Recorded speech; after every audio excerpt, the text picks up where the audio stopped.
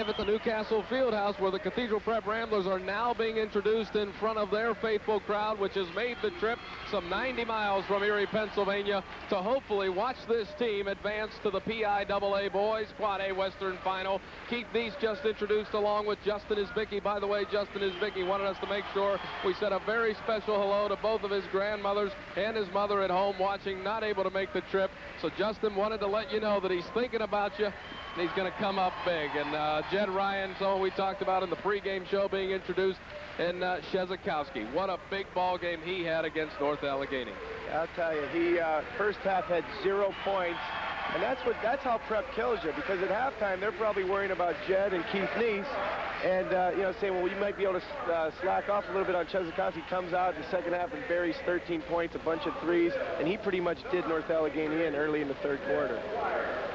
Your officials for tonight's game: Tom Stable, Don Cambridge, and Bill McGuire. 3 officials, unlike the regular season, but all through the playoffs they do it. Is that a tough adjustment, Coach? Yeah, it really is for the refs. I've talked to a lot of them about it, and they're not sure if it's necessary. How about for you coaches, though? Well, it just gives us one more guy to yell at, but with 3 refs, usually 2 refs, and they split the court in half, and one guy has all the calls from the one half and the other. Now you throw a third guy into the mix, and no one knows if it's their call or the other guy's call, and there's a lot of doubt. And I don't think they should do it unless they do it all year long. Why change it for just the playoffs? You want the best officiating possible. We are set for the jump ball as we're getting underway here from Newcastle High School, and the tip right off the bat goes to Ringgold High School. Running the floor will be Craig Walsh. They say he's an excellent point guard that really handles the ball well and is able to penetrate and set things up. Yeah, their point guard is 6 assists short of setting the all-time school record. And talking to their AD yesterday, he told me their team goes as he goes. He's not a big scorer, but apparently a very, very good team leader and gets their team going offensively. So Walsh does penetrate, goes up, and draws the foul. Doesn't get the bucket to go, but he'll go to the free throw line. Yeah, and the thing is, in this kind of game, prep switches defenses 4 or 5 times a quarter, maybe even more. And you really need not only a coach on the sideline, you need someone out on the court that can recognize that. Because, you know, in a place like this, you can't always hear the coach yelling, hey, you know, we're running number 2 offense or whatever. You need a guard who can recognize what defense the other team's playing and get his offense into it. You know, otherwise you're dead against prep, because you're just going to be confused and you're in trouble. Walsh makes the first one. He averages about 6 points a game, so it's more what he does with the ball than his scoring. And getting it inside with that big guy inside. Obviously, he gets a lot of putbacks inside. That's right, no doubt. Justin Isbicki will run the floor for the Ramblers over to Keith Neese. Isbicki also the quarterback for Minna George and the Cathedral Prep football team. Jed Ryan fakes, looks down to the baseline, back out. Isbicki, and he's good for 3, and the Ramblers on top. Isbicki, another guy against North Allegheny, picks up the slack when Jed Ryan's not scoring. Yeah, and actually Isbicki's the one who won the Newcastle game for him. He had 20 points. He only averages about 6 a game, and he's really stepped it up here in the last 3 games. The long shot is live for Jamont Kynes. Now, we just had 2 quarterbacks take shots. Isbicki for prep. Jamont Kynes has signed a football scholarship to Syracuse. He'll be playing defensive back there, but he is their quarterback in football, first team all WPIL. Isbicki hit it, and he shot an air ball. So hopefully that's going to tell us something. The man with the ball now, Jeff Tyree, who is the scoring threat from outside, has a great shot. And a great job stripping. That's something you talked about, defensive pressure and getting turnovers for the Cathedral Prep Ramblers. Oh, yeah, no doubt. And their turnover to, their ratio steals to turnovers is way higher in favor of the steals. Travel call will bring it back. We want to welcome to our broadcast table the Deuce out of Pittsburgh, helping us out big time. You know we've made it big when we got Deuce out. Hey, I've known Deuce for 15 years. He's attended 6,600 games, and that's no lie. And he's going to set a Guinness Book of World Records. He's keeping all our stats today right next to him. So the Rams will maintain possession. A little bit of question as to whether or not went out, but they will maintain possession. The Rams seem a bit tight. Yeah, they do. I don't know if they're used to this kind of situation, and it may take them a while to settle down. Although, again, there's that point guard, Czar Walsh is his nickname, Czar, the Russian Czar. But he's a tough kid, and he's the key to this whole game today. And he looks like he's doing a pretty good job so far. Tony Thomas with that bucket for the Rams. The Ramblers quite patient thus far offensively. They trail by one, 4-3 here in the first quarter from Newcastle High School. Keith Dees can't get it to go. Ryan is there again. Nice work inside by Jed Ryan, but doesn't get the basket to fall, and they'll give it back to Ringgold. You know, the one thing, Prep has not this year played against a lot of big kids. I mean, even in the Metro League, there was some great talent this year, but there was no big, giant 6'9", 6'10" kid to play against. And that may give Prep a little bit of problems. I know some of their independent games they played some big guys, but they're not used to it night in and night out. Tyree shot doesn't go. A call inside, and the Ramblers will take it back.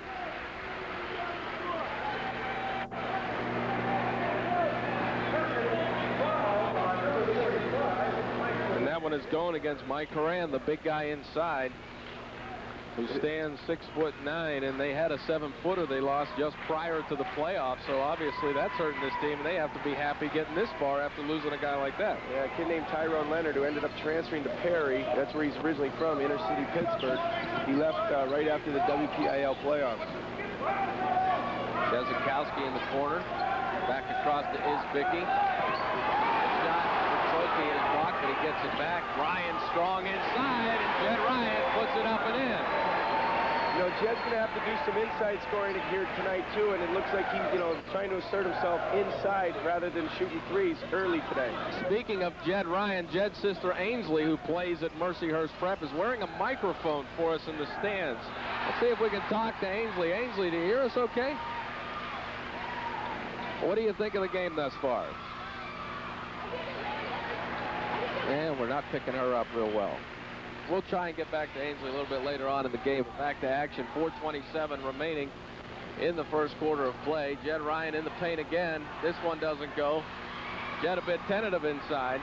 Yeah, Jed is a wing player. He's a three-point, he's comfortable being around the three-point line. And I'm sure they're going to work him outside as the game progresses. And we have a break in the action with the call. So we will take a timeout with the foul call. And the score, 5-4 in favor of the Cathedral Prep Ramblers. Brought to you by Francis V. Klecker Funeral Home and Edinburgh University. He didn't give it to us. We need a redhead out here.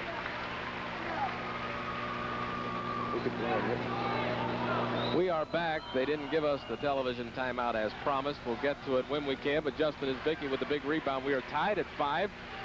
4:05 to go in the first quarter. You know, Justin Izbicki's role on this team is to do all the dirty work, to dive for loose balls, grab rebounds. When he scores like he has been, he's just a big, big plus for them.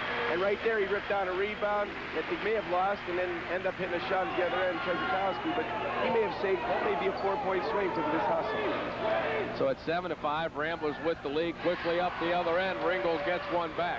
Yeah, Czar Walsh right now is really trying to assert himself as the dominant ball handler in the game, and he's doing a great job so far. Ryan baseline connects. That's Jed's game. Jed's game is shooting jump shots, not playing with his back to the hoop, but rather facing the hoop and sticking the jumpers in people's faces. And he gives the Ramblers a 2-point lead at 9-7 here in the first quarter of the PIAA Western semis. Walsh kicks it off the right side, driving the baseline up, doesn't get the bucket to go. Is Jamont Kynes. Jamont Kynes, that's the quarterback from their football team who's going to Syracuse.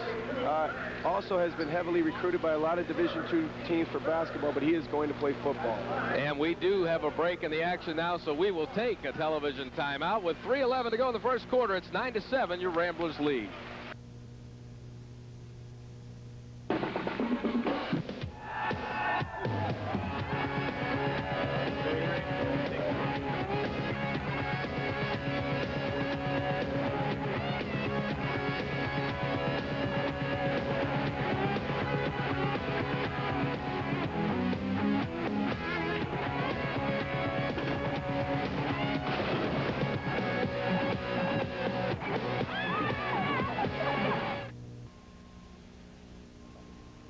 I'm Francis V. Klecker. We We at the Klecker Funeral Home have been serving Erie families for 3 generations. We have the largest facility in Erie County and a...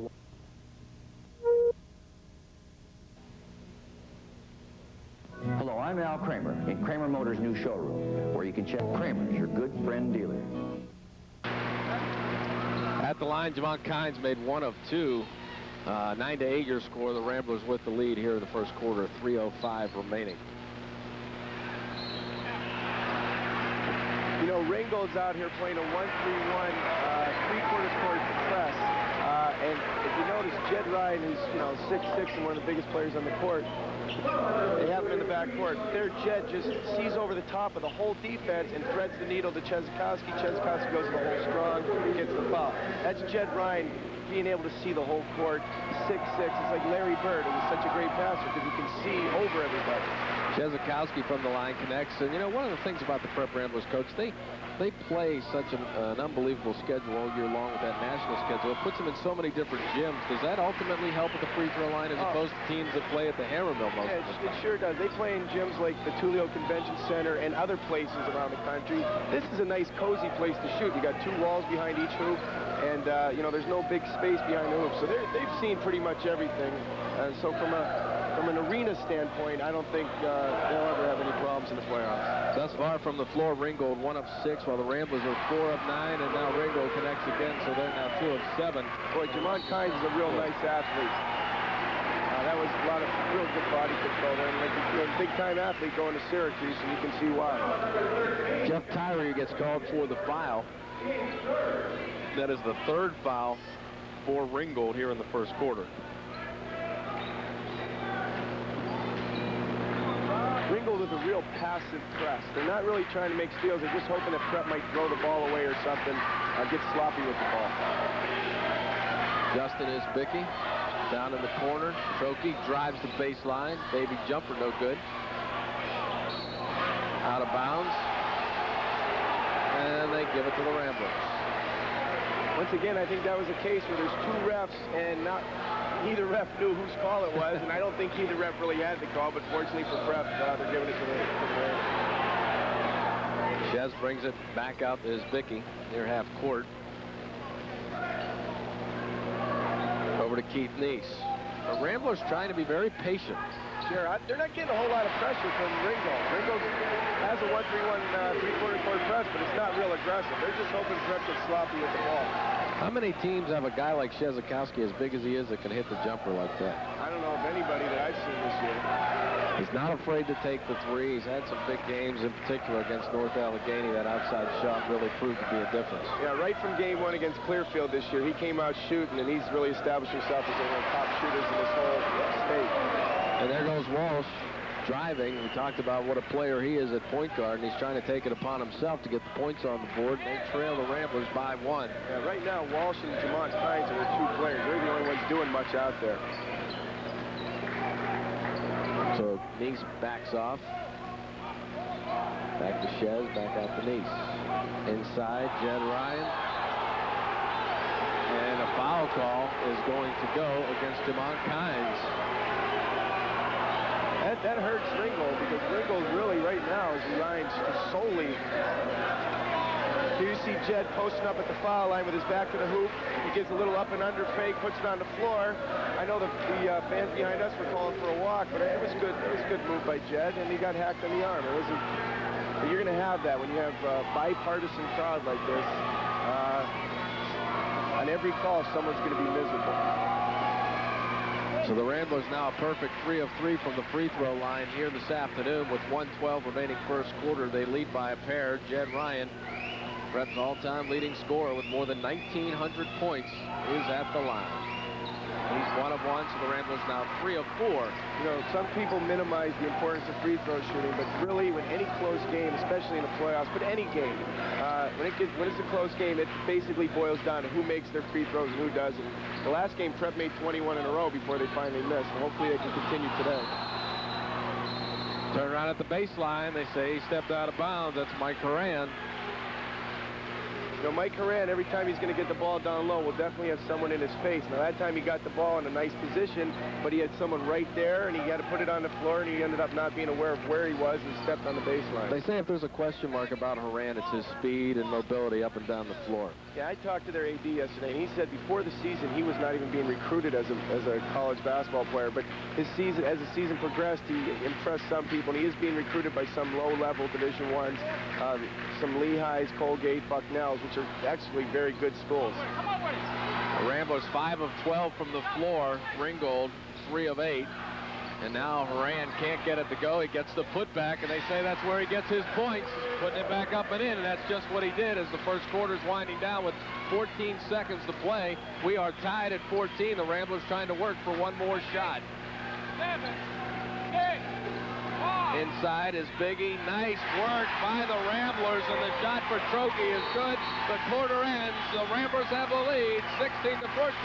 We'll be back with more from this PIAA Western semifinal live from Newcastle.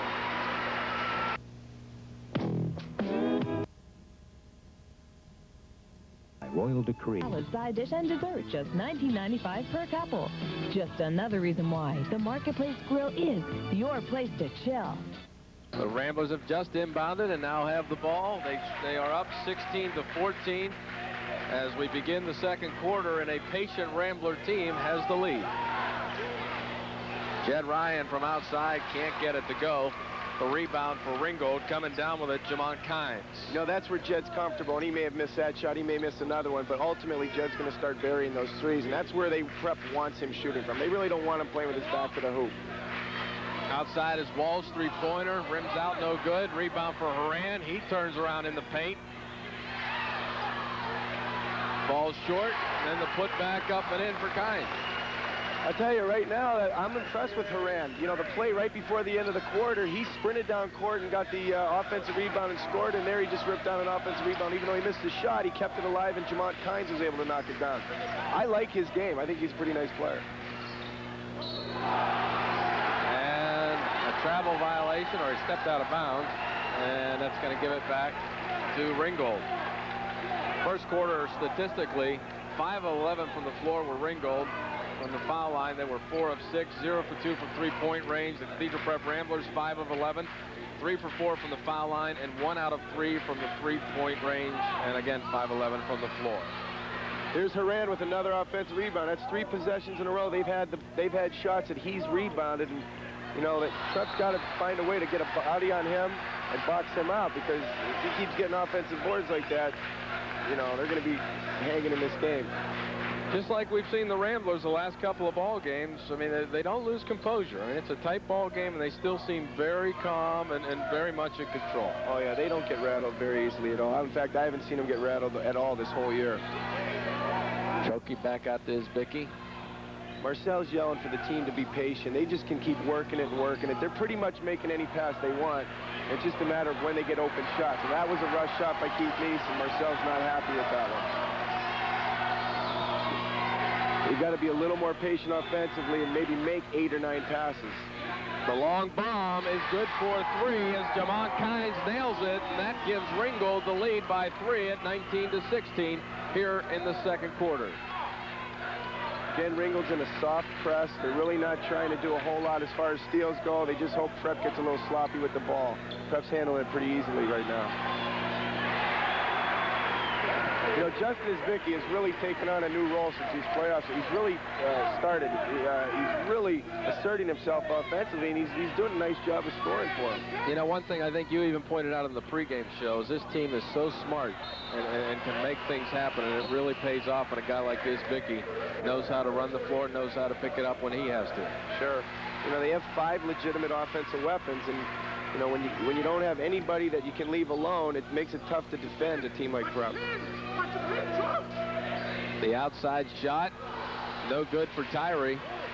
So the Ramblers have a chance to get the lead back, trailing by 1. The long pass to Ryan, pulls it in. Nice move to the basket, puts it up and in. That was a great piece of ball handling for someone who's 6'6" or 6'7", to catch that ball in full speed off the floor with one hand, get control, spin, and go up strong. Jed's just a great player. So the Ramblers up by 1.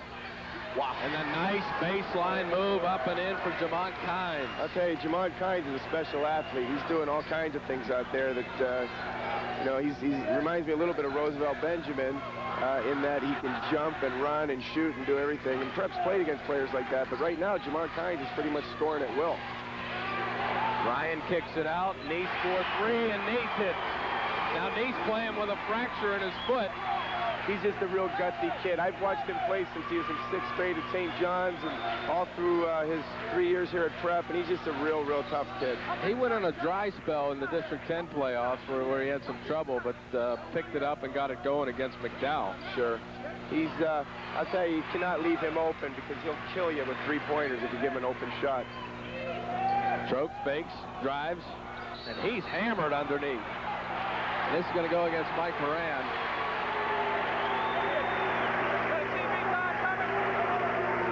And we have time in the action, so we will take a break. With the score 23-21, the Ramblers have the lead. Everyone at Jim Lockwood Dodge, including Prep grads Jim Lock.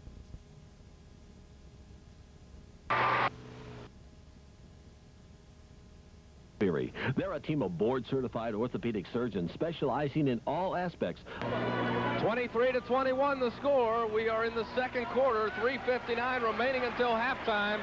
The Ramblers have the lead. And Marcel Araby with a nice timeout in the huddle. What do you think he tells his team when you're up by a pair? Right now, he's just telling them to stay patient offensively. They're making any pass they want against his zone defense, but he doesn't want to making 3 or 4 passes and heaving up a shot. He wants to make sure that they have a wide open 3 as opposed to a contested 3 with a hand in their face.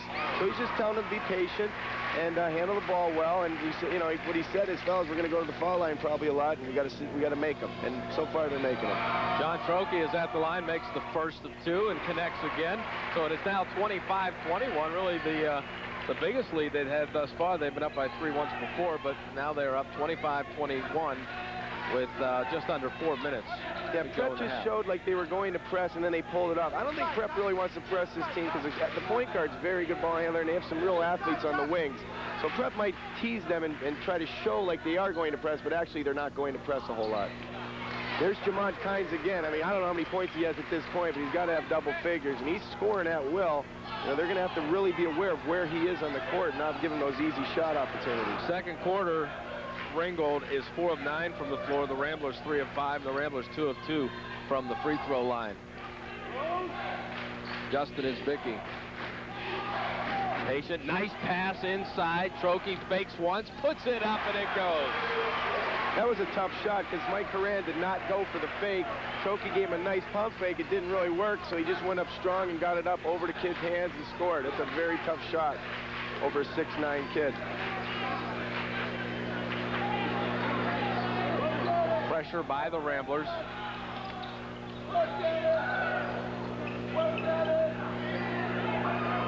Kynes brings it over to Walsh. Walsh battling Isbicki. Shez crunches down. You know, Walsh really hesitates when it's his turn to shoot an outside jump shot. He's excellent penetrating. That's what he wants to do. He's passed up 3 or 4 open threes, but, you know, he lulls people into thinking that he might shoot it, and he penetrates and scores. He's a nice point guard, though. He's trying to do whatever he can to get guys that are open. He's trying to get them the ball, and that's what a point guard's supposed to do. Take care of your other players first, and then, you know, if you can score, great. The foul's going to go against Justin Isbicki. He's going to talk about it, and that is his second of the game here in the first half. 2:20 to go until halftime. 27-25, the Ramblers with the lead. And Ringgold inbounds. And by the way, you were talking about Kynes. He has 12 points thus far in the first half. Yeah, I would really look to get him the ball, and that's what they're doing. Every first pass on their offense is going to Kynes, seeing if he can get something. Nice shot up and in. That's Tony Thomas. He's their only junior that really plays much, and then they come back with a steal, and this Czar Walsh, their point guard, pulls it back and gets them organized offensively. And the shot, no good. A battle on the boards. And Tyree finally pulls it down. Craig Fomich is in for the Ramblers now. Justin Isbicki is out. The shot is good. The foul call. so we're looking at a swing here, and the Ringgold Rams could take the lead, and they do by the score of 29-27, looking to go up by as many as 3. That's Ringgold's 4th or 5th. Here's the replay. Jamon Kynes looks into Horan. He puts it down, goes up strong, gets the foul and the hoop. But what set that up was an offensive rebound. That's the 4th or 5th time Ringgold has gotten an offensive rebound. There's another one. And then they come back and score. And Prep really is not doing a good job of boxing out. They're going to have to if they want to win this game, because this team goes to the offensive boards like a champ. Fomich, nice play, give and go, puts it up and in. Greg Fomich off the bench, and boy, he does it. He's in the game for 30 seconds and contributes with a great pass, and then it was a give and go, and he cut to the hoop and made a nice, strong left-handed lift. That's what's tough about playing against Prep, because you think, well, now they're 6-mans, and maybe they have a weak link, and they really don't. Just over a minute remaining in the first half. We're all tied at 29. The Rams with the ball. Tyree to Walsh. And the long shot by Tyree, no good. Nice box out, and the rebound for Trokey, as Keith Neese will bring it up the floor. Fomich to Ryan from the corner. No good, a battle underneath. And I believe the foul is going to go against Trokey, and it does. You know, the one thing that really impresses me about Ringgold is how well they rebound, both offensively and defensively. They got 3 or 4 guys going that all can jump, and they're strong jumpers. And there's a difference between someone who can just jump and someone who can go up strong and keep their shoulders square. And we'll take a look at the foul again. It's Trokey's first foul of the ball game.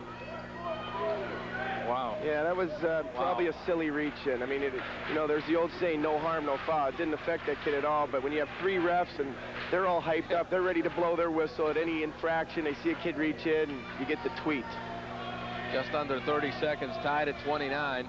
They will work for one final shot here in the first half, as the clock now down and winds to 17 seconds. Probably kicking in motion somewhere here shortly, and they're getting it ready to go with 12 seconds. Czar Walsh looks like a real confident point guard. I expect him to do something pretty good here at the end. Walsh drives, and he is fouled, and it's going against Craig Fomich. Yeah, he's a heck of a penetrator, I'll tell you. Although he looks like he may have gotten hurt, he penetrated in. He saw a little bit of a crease. He got in there. Here we go. Czar Walsh penetrates in. Oh, he twisted his ankle and rolled it. He did twist his ankle. If we can re-rack that and look at it once again. We want you to watch his left ankle as he penetrates into the lane, and you will see that he does roll. Watch his foot, steps on the top, and the ankle goes, and hopefully it is not serious, but right away he was grabbing the ankle and goes down to the floor. He's writhing in pain on the baseline.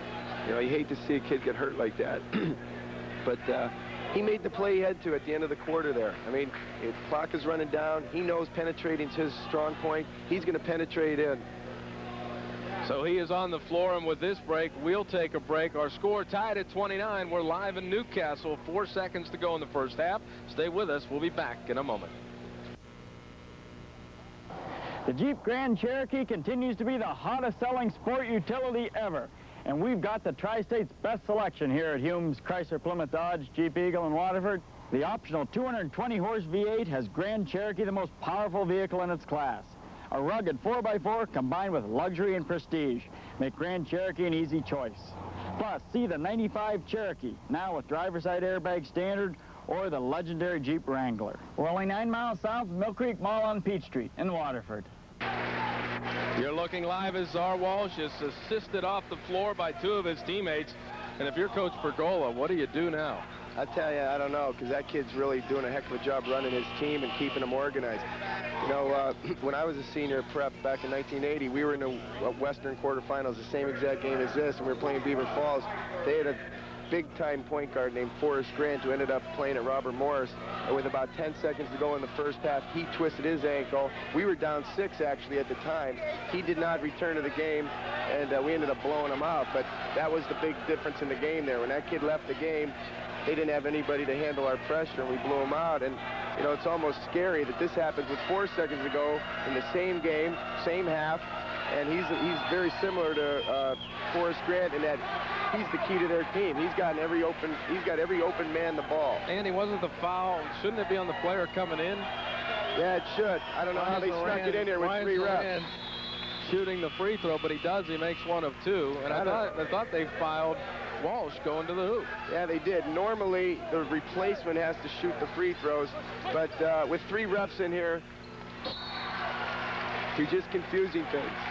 So 30 to 29. The Ramblers trail by 1. They'll inbound with 1 second to go in the half, and they'll throw up a last-second shot. It's Jed Ryan, and it falls short. So the first half comes to a close. The Ramblers trail the Rams by 1, 30 to 29. We'll be back with some halftime fun from Newcastle after this. The new Fowler Heating and Air Conditioning is making the commitment needed to be the front runner in the industry. Our engineers, installers, and service agents have over 100 years combined experience. Customer satisfaction is our ultimate goal. For your convenience, Fowler has extended normal service hours from 7 a.m. to 9 p.m. And as always, we offer 24-hour emergency service. Serving you then, serving you now. Quality is back at the new Fowler Heating and Air Conditioning. The difference between hard and easy. This is hard. This is easy.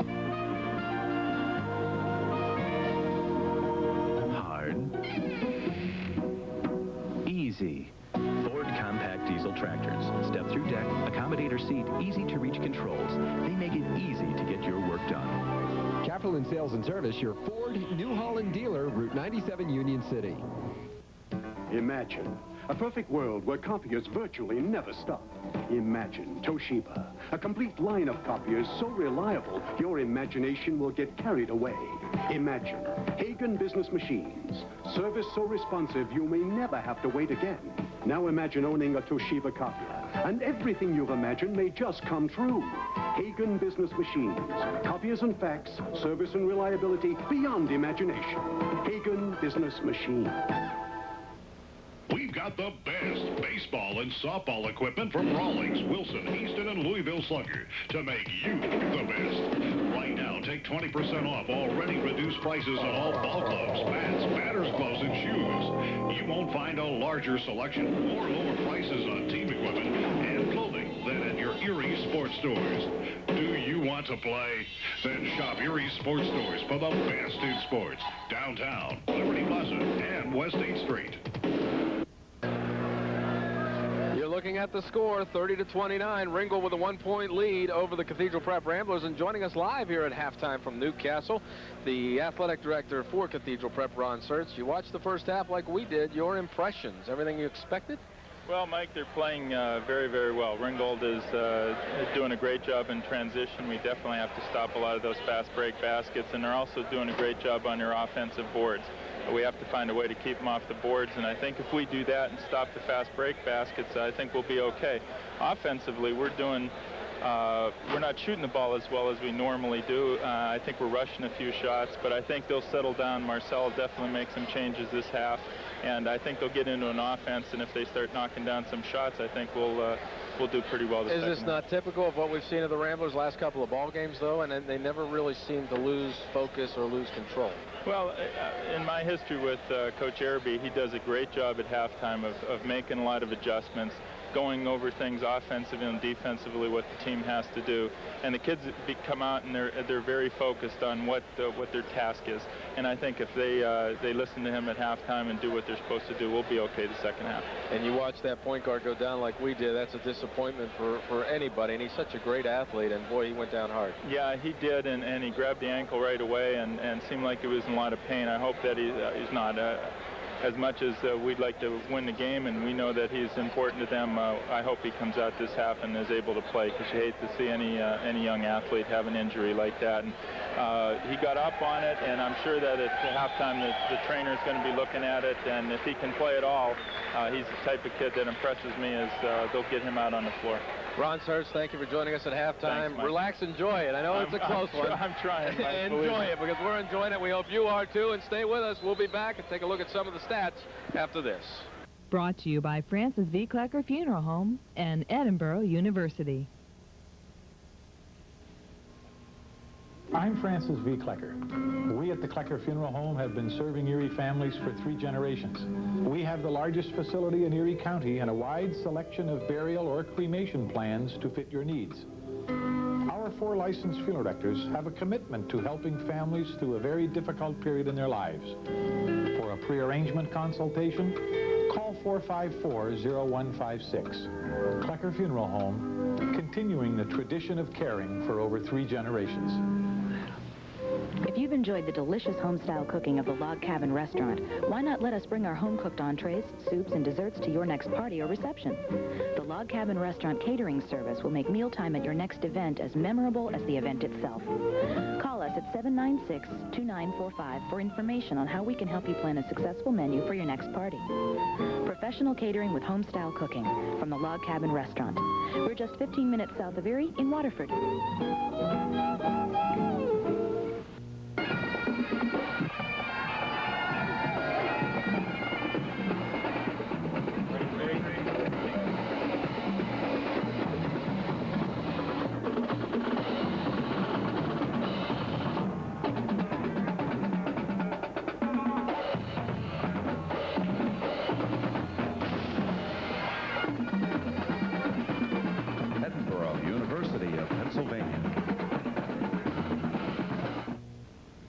Nothing beats the taste of barbecue ribs hot off the grill.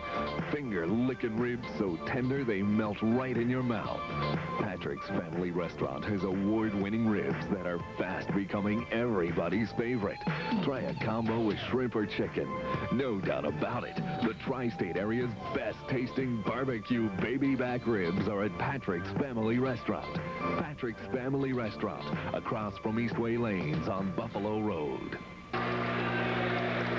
Back live on the campus of Newcastle High School. It's the Newcastle Fieldhouse where Ringgold and Cathedral Prep battling in this PIAA Boys Quad A semifinal. I'm Mike Gallagher along with our analyst today for this afternoon's game, Andy Cicini. Coach, you watched that first half. Prep's down by 1, but never felt like they've lost any type of control. No, not at all. I think the one problem Prep is having right now is keeping Ringgold off the offensive boards. They have 8 to 10 points off second shots and third shots. And but for that, Prep has a 10-point lead. But Ringgold, I think that is their strong suit. Just watching them. I'm not real familiar with their team, but they've got 3 or 4 kids going to the glass big time. Jumpers, and they're strong kids, and obviously with that kind of talent, you're going to do that. Second half, it's going to change. We saw late in the first half the injury to Czar Walsh. They're saying it is at least a sprain. Is doubtful he will return for the second half. And boy, that's got to put a strain on this Ringgold basketball team. Yeah, I have no idea who their backup point guard is, but you know, they didn't take him out the whole first half, and he really gets their team organized, and he's had 3 or 4 great assists penetrating and a couple hoops too. So I'm sure that's going to factor in big for them. Prep may want to think about pressing right now. If that kid is their quarterback on the court and he's gone, they may be very vulnerable to some full court pressure. So the Ramblers are on the floor warming up. We'll take another break and come back and get set to get into action for the second half.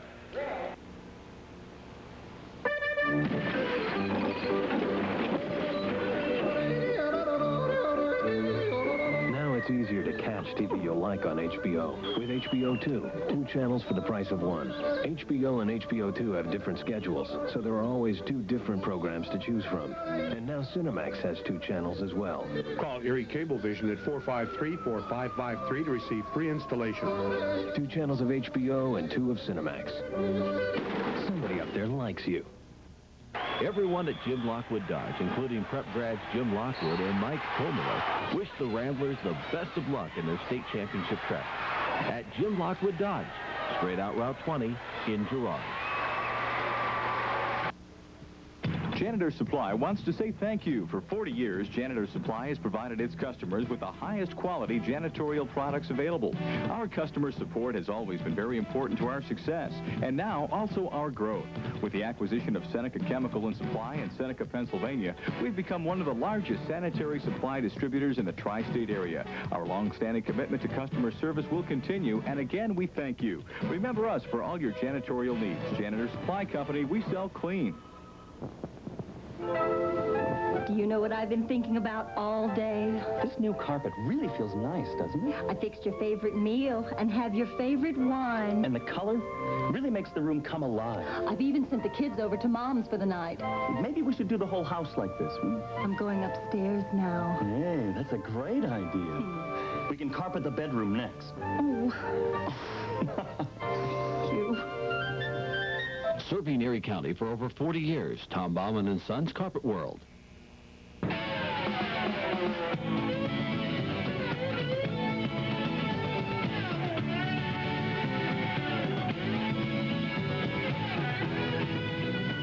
So what makes the New Holland Super Boom so tough? Everything. See your New Holland dealer today and put the toughest skid steer loader on the market to work for you. Capital in Sales and Service, your Ford New Holland dealer, Route 97, Union City. We are back live for the PIAA Western Semis where the Cathedral Prep Ramblers trail by the score of 30-29. They are warming up, getting set for the second half of action. Quickly, some of the stats to talk about from the first half. First of all, for the Cathedral Prep Ramblers from the floor, shooting 10 of 21 from three-point range, 2 for 10, 5 of 6 from the foul line. Turnovers, 3. Scoring goes this way. Shazakowski with 6. Ryan has 7. Trokey has 6. Neese has 3. Isbicki 5. Fomich with 2. And really, they're well-rounded. Yeah, and that's always been the story for Prep all year.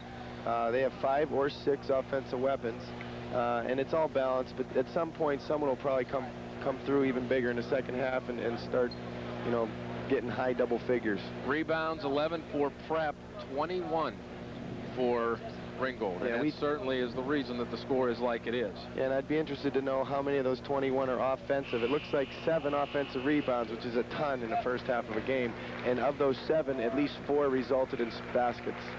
Personal fouls, Horan has 2 and Isbicki with 2, the only ones of note to talk about.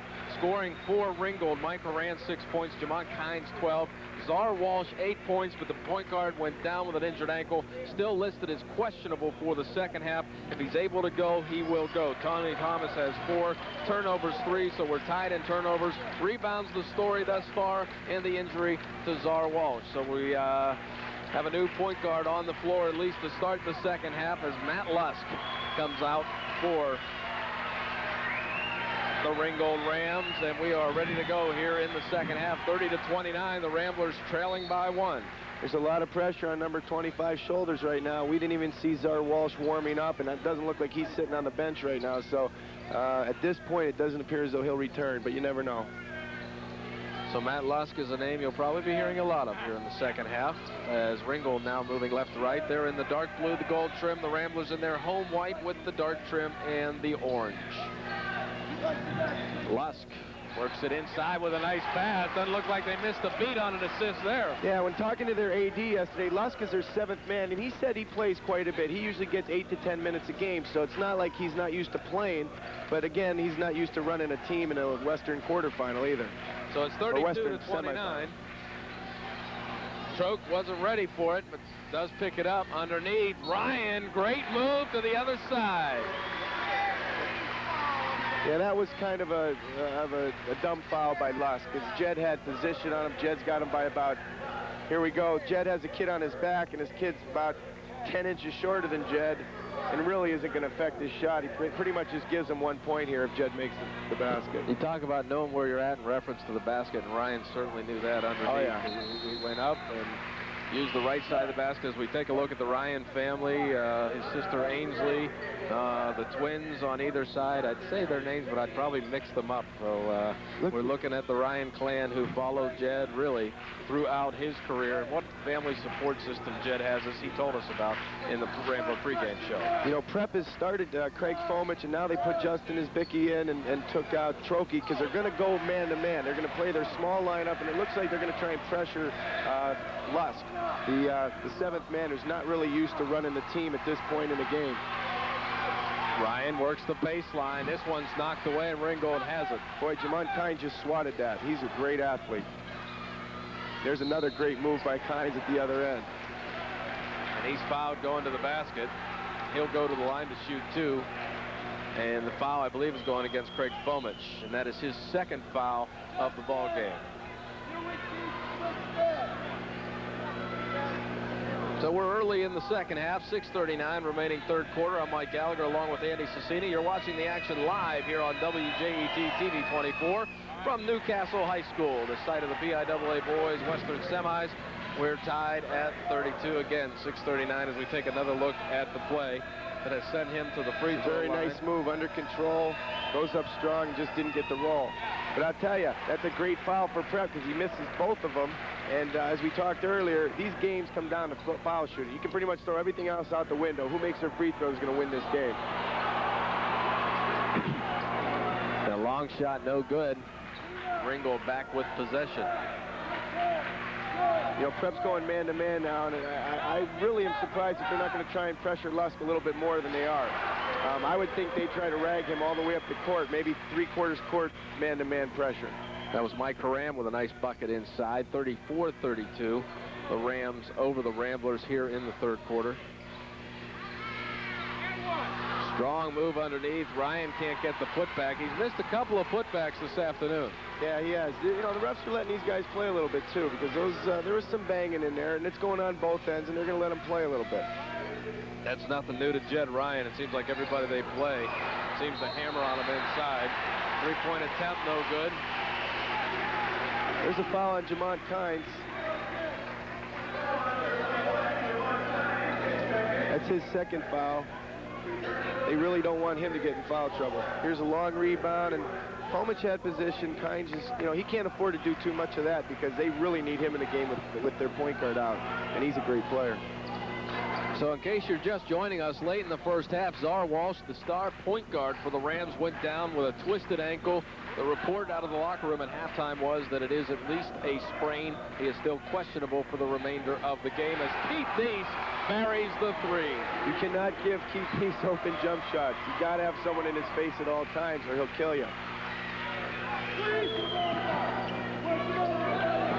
Kynes in the corner, brings it back out the top. Thomas, jumper, no good. Rebound, Horan. He got the putback up and in. It's offensive rebounds. Prep they're not even being aware of where Horan is. He had no one even box him out. Shot goes up. Someone should be boxing him out right away. Big turnover for the Rams if they can convert. They miss a couple of layups. That was a big opportunity there that they blew. And nice play at the other end by Justin Isbicki. That was a major four-point swing.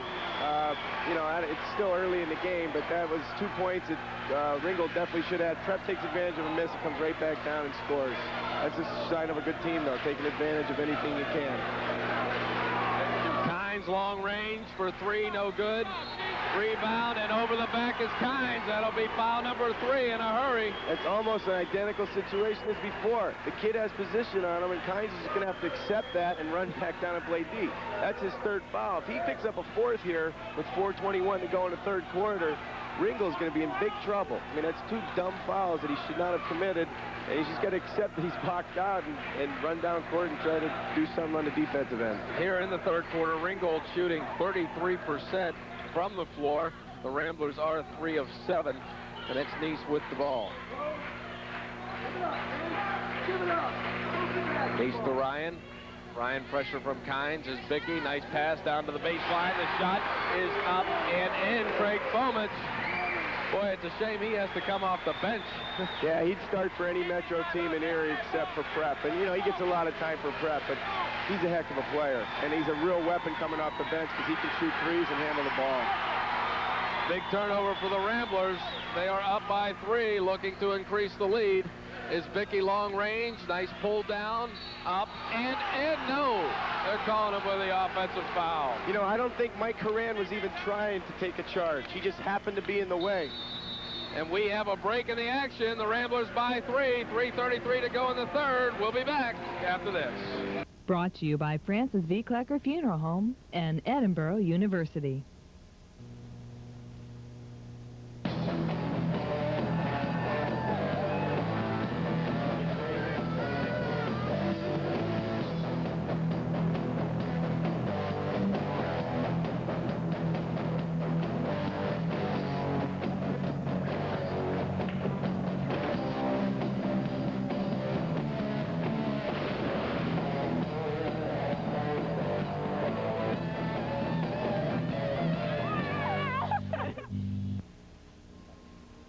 I'm Francis V. Klecker. We at the Klecker Funeral Home have been serving Erie families for 3 generations. We have the largest facility in Erie County and a wide selection of burial or cremation plans to fit your needs. Our 4 licensed funeral directors have a commitment to helping families through a very difficult period in their lives. For a pre-arrangement consultation, call 454-0156. Klecker Funeral Home, continuing the tradition of caring for over 3 generations.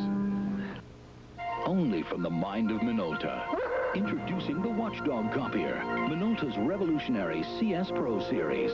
Hidden electronic watchdogs guard against misfeeding and miscopying. Good watchdog. It 3-hole punches inside the machine. Nice watchdog. So intelligent, it calls for service by itself. Smart watchdog. It's touching how people care for their Watchdog Copier. Your business's best friend and watchdog. Kabinski Business Machines, 4525 West Ridge Road. Up on top, buries the 3.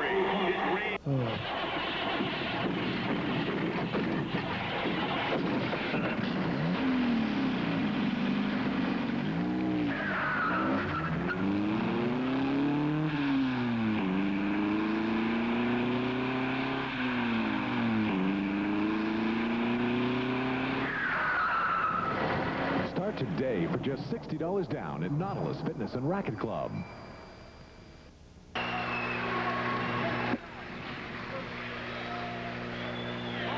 We are back live in Newcastle, Pennsylvania, where the Ramblers lead by 3, 39-36. 3:33 to go in the third quarter. And take a look on the floor, a limping Czar Walsh, but at the end, a big, powerful slam by Kynes.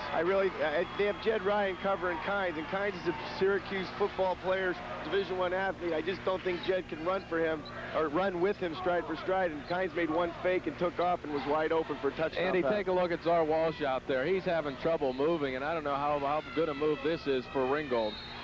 Yeah, it seems, though, to have given him a little bit of a lift. I mean, I know the dunk was huge, but, you know, right at the timeout, Ringgold looked like they were in a position to fold, and maybe he's just going to be in there for some spiritual support, morale. Kynes has just picked up his 4th foul as we look at Czar's ankle, and he is struggling out there. And now with Kynes with 4 fouls. You know, he had 2 stupid fouls to start the third quarter, and he's a very nice ball player, but you know, those come back to haunt you, even though he only had 1 at half. You know, he's thinking, oh, I can go out and play with reckless abandon, and you really can't, because you make 2 stupid fouls, then you got to play gingerly the rest of the darn game. So Kynes has gone to the bench, and Lusk is back in, and the rebound for Mike Horan. 39-38, the Ramblers by 1 over the Rams. Czar Walsh is really struggling to bring it up court, but he's a good enough ball handler that he doesn't rely on his speed so much. He's got a good handle, so he'll be all right. Lusk for 3, no good. Rebound is Vicky. He's going to push it up the floor, and it's pulled away from behind. That probably wasn't a great decision on Justin's part. They didn't need it. They didn't have the numbers. They didn't have a 3-on-2 or a 2-on-1. It was like a 1-on-2. He should have pulled it back, and he didn't. It resulted in a turnover. The shot, Horan, no good. Loose on the baseline, and finally Jed Ryan comes up with it. 2:15 to go, third quarter. Ryan for 3. It's good.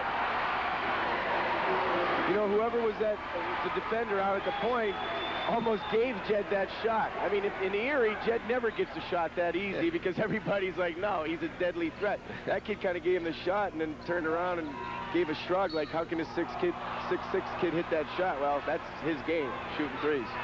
So Ryan gets hit with the foul. On the floor. And turnovers. Right now, Ringgold with 4, Prep with 6. I tell you, Ringgold's in a real vulnerable spot right now with their best athlete and leading scorer on the bench, and their point guard injured. They've just got to somehow weather the storm here to stay in the game. Prep, on the other hand, is going to try and take advantage of whatever they can. And Lusk will be called for the foul, and I believe it's going against, Lusk going to the bucket, fouled by Justin Isbicki, his 3rd of the game. Justin's got to watch himself now with 3 fouls in 1:49. He doesn't want to pick up a 4th before this quarter ends. I'm not sure whether Marcel knows he has 3 or not. He may want to get him out of the game to end the quarter.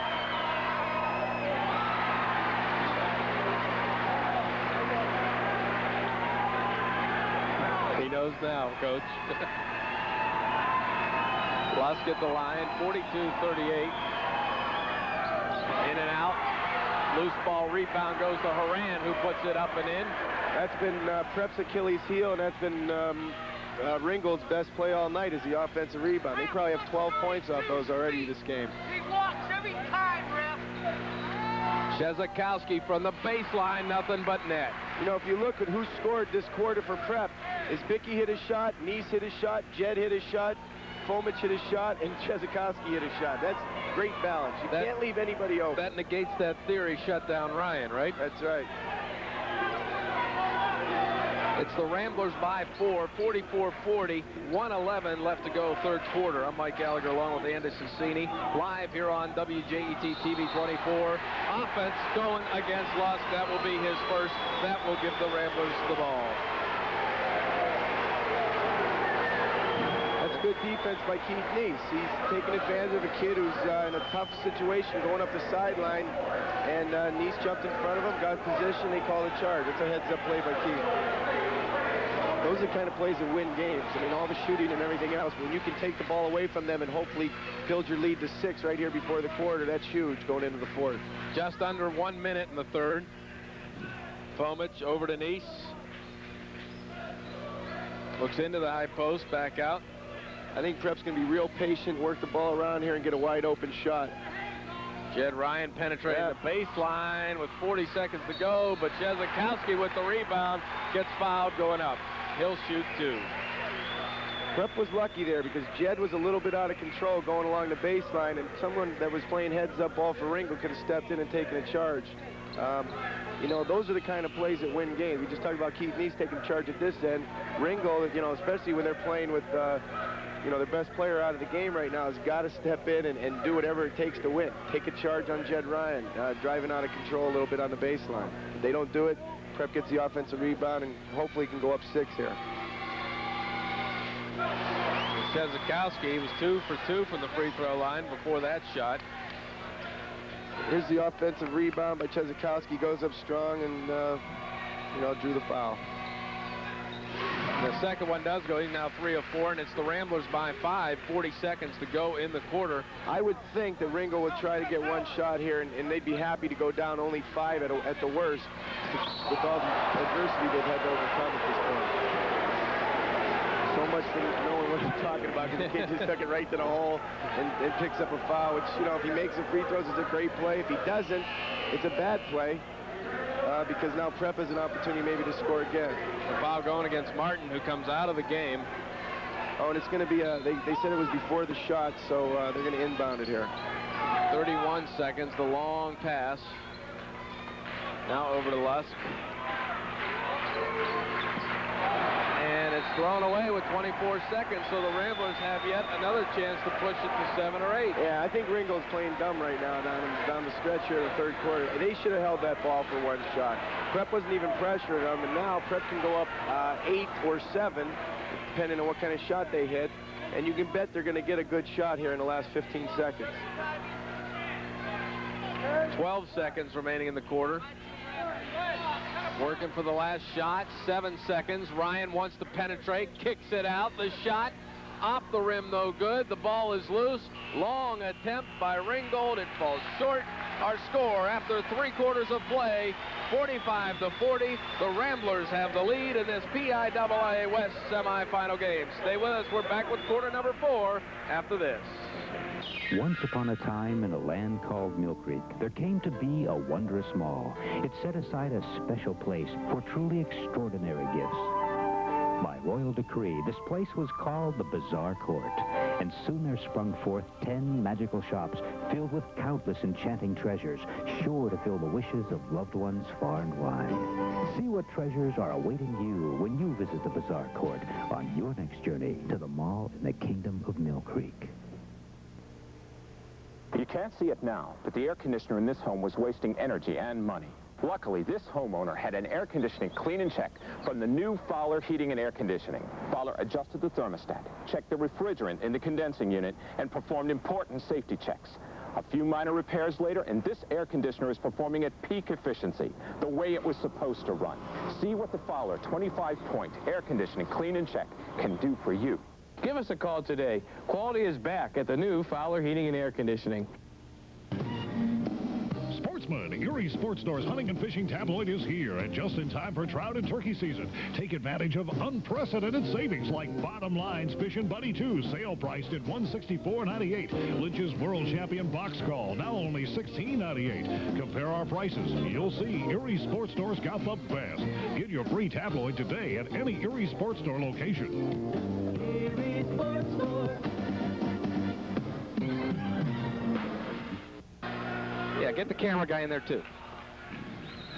We are back live. Look at Froggy 94.7 from Erie's All Oldies. They're even here for Cathedral Prep basketball. And can't see them real well. That's Ken Urbanski, one of our men providing the pictures for you at home via the uplink. And a special thanks to Mike Tonjes and his crew from Image Video, helping us with the pictures and helping us bring it back to you in Erie, Pennsylvania, here on WJET TV 24. Keith Neese works the top of the key and goes to Craig Fomich. Fomich brings it up. Shezakowski over to Neese.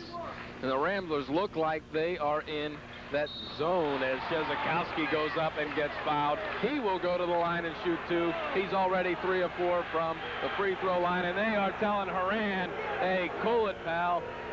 You know, Horan went up strong. Here's the replay. I don't think he tried to hurt the kid, but he really went up and knocked him down.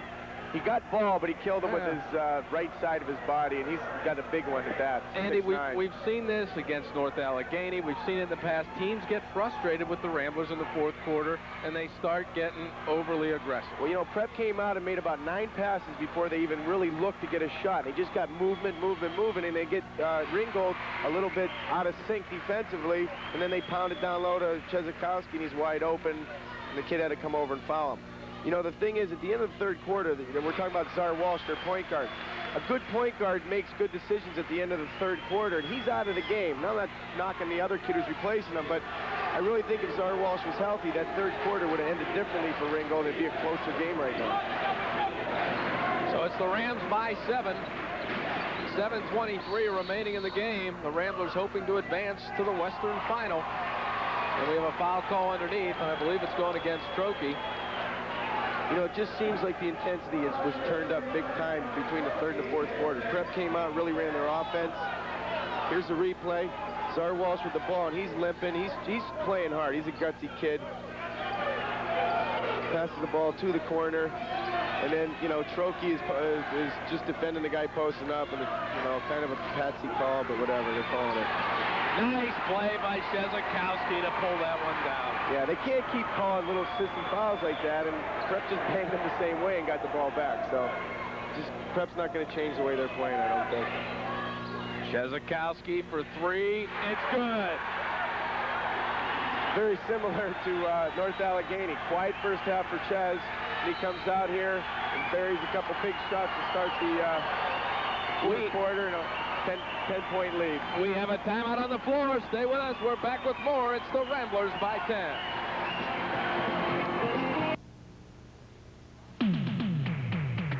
Greg Equipment Company is ready to work for you. No job is too big when you rent a JLG work platform from Greg Equipment. Piping, lighting, maintenance, and climate control. Just a few of the examples of what an aerial work platform rented from Greg Equipment can do for you. Call 1-800-444-2507. 1-800-444-2507. R.A. Greg Equipment. 2974 West 17th Street in Erie.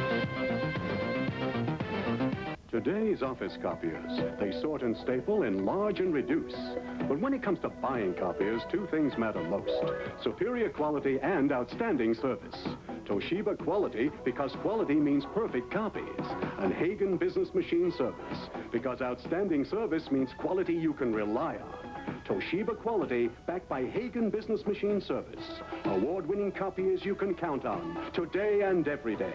Hagen Business Machine. Everyone at Jim Lockwood Dodge, including prep grads Jim Lockwood and Mike Komiller, wish the Ramblers the best of luck in their state championship trek. At Jim Lockwood Dodge, straight out Route 20 in Girard. We are back live where the Ramblers have heated up the action here in the fourth quarter, leading 50-40 in front of a great Cathedral Prep Rambler crowd that made the trip some 90 miles from Erie, Pennsylvania, here with 6:39 to go in the game. This is a critical possession for Ringgold. They haven't scored in a while, and Mike Horan's going a little bit out of control, and he was lucky he didn't get a charge call there. Jezikowski gets called for the block. And it's going against Jezikowski. That is his second foul. And they say it was before the bucket.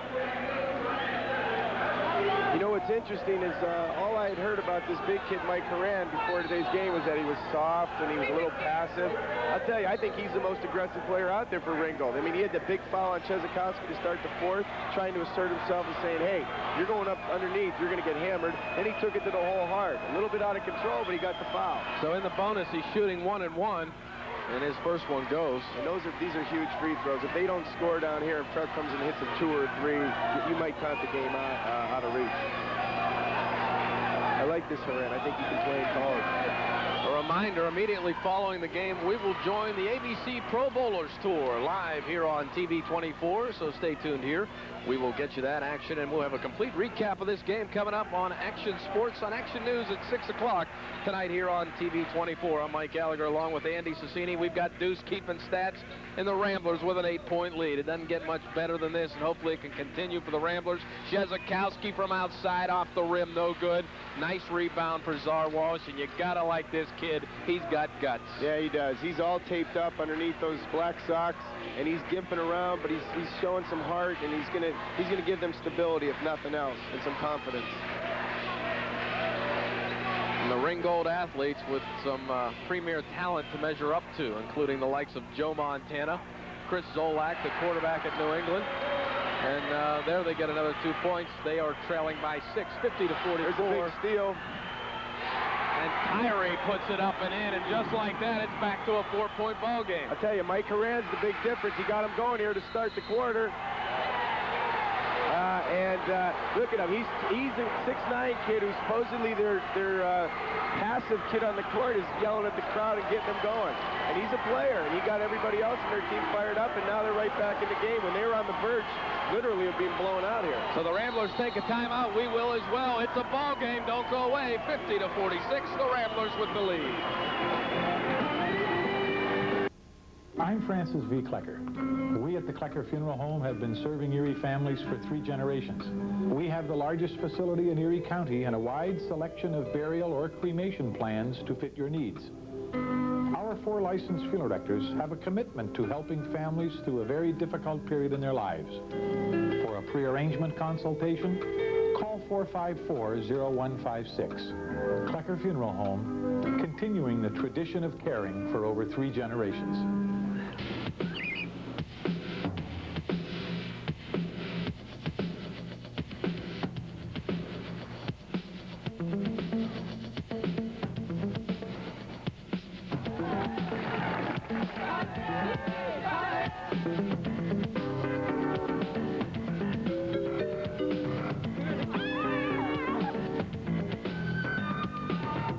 Edinburgh University of Pennsylvania. 50-46 the score. A crucial point in the ball game. Turnovers and hurting the Ramblers. Right. We've talked before the game how Prep normally does not come undone. Well, this is a character check right here for Prep. This kid's going to the line. He might be able to cut it to 3 points, and Prep's going to see, going to be tested right here. I predict Prep will come out real patient offensively, work it, maybe 8-9 passes, and look to get a wide open 3. That's their forte, hitting 3-pointers. And they get the free throw. Thomas gets it to go. They're on a 7-0 run right here, and there's a lot of game left with 5:32 to go. And they are within a bucket at 50-48. 5:32 remaining in the game. The Ramblers only up by a pair, and we're getting pressure now out of the Ringgold Rams. Here's where I think Prep will really work the ball. I don't think they're going to take a quick shot. I think they're going to work it until they get a wide open 3 and hopefully knock it down. They let a 10-point lead go in a matter of 30 seconds. Yeah, it was incredible. A couple bad turnovers. Trying to work patiently now. It's Ryan. Fakes the three. Stops up. Hits Keith Neese. Prep's already made 8 passes. There's their 9th pass of this set. And they're going to be patient. They're going to wait until they get a wide open three. It could be anybody, really. It's going to be Neese, Ryan, Chezikowski, or Trokey, but somebody's going to hit a wide open three, or at least take the wide open three and hopefully hit it. Trokey. As Ringgold matching up. Tyree out on his bicky. And almost taken away. Prep's not even looking to penetrate. They're strictly perimeter at this point. They're going to stay right around the three-point line.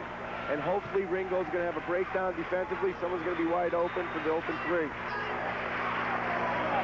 Chezikowski back to John Trokey, over to Jed Ryan. Now to Keith Neese. 4:15 remaining in the game. Ramblers by a pair, 50-48.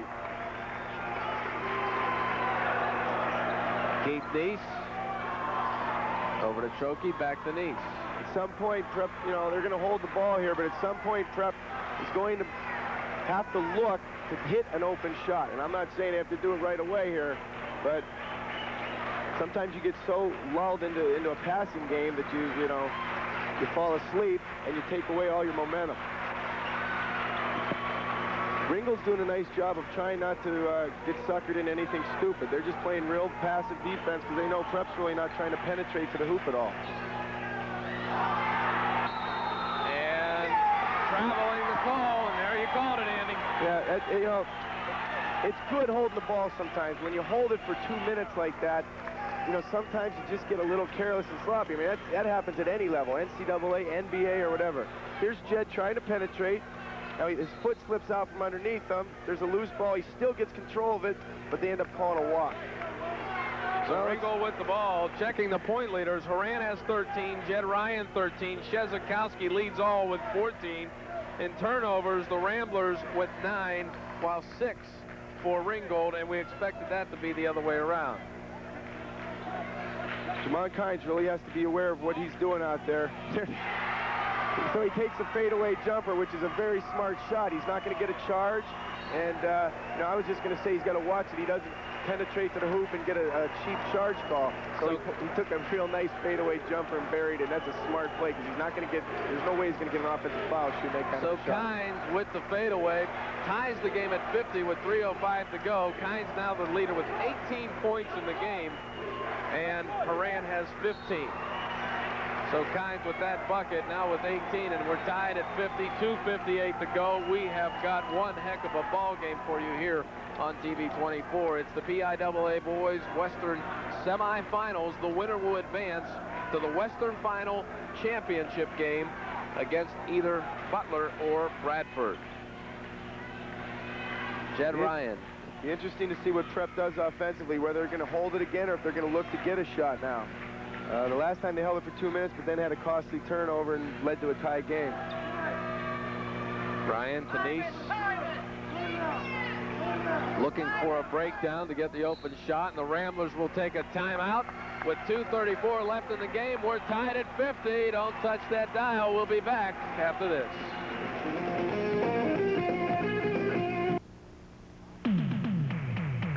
Greg Equipment Company is ready to work for you. No job is too big when you rent a JLG work platform from Greg Equipment. Piping, lighting, maintenance, and climate control. Just a few of the examples of what an aerial work platform rented from Greg Equipment can do for you. Call 1-800-444-2507. 1-800-444-2507. R.A. Greg Equipment. 2974 West 17th Street in Erie.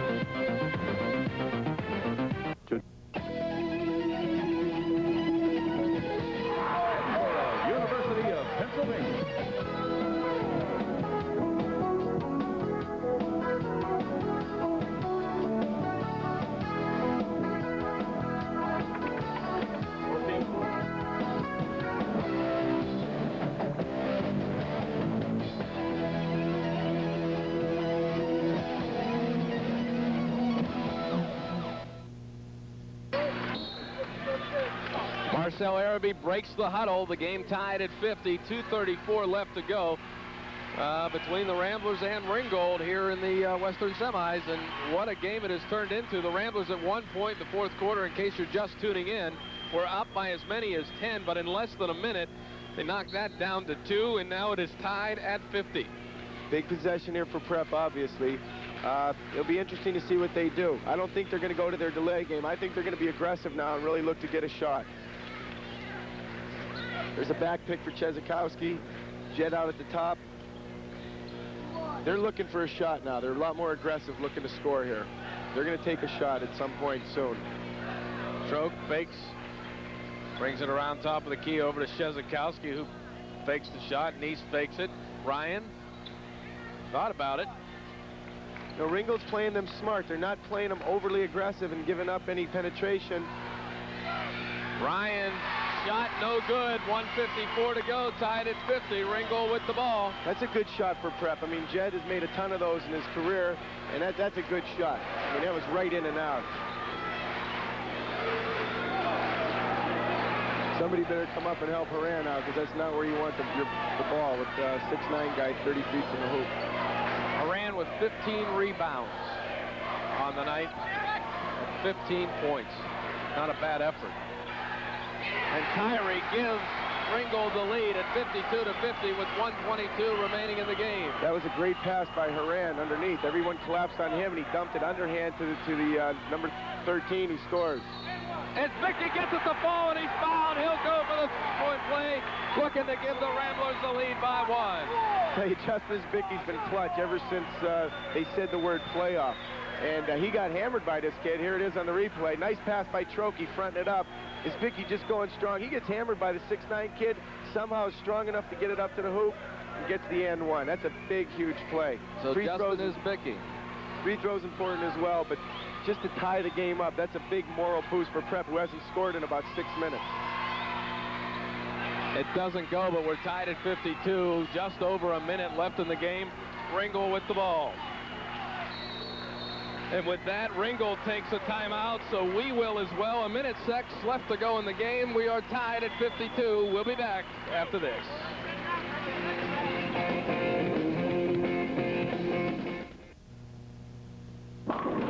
For years, JMac has been the trusted name in bowling supplies, trophies, and awards for Erie. Now, to serve you even better, they offer laser engraving.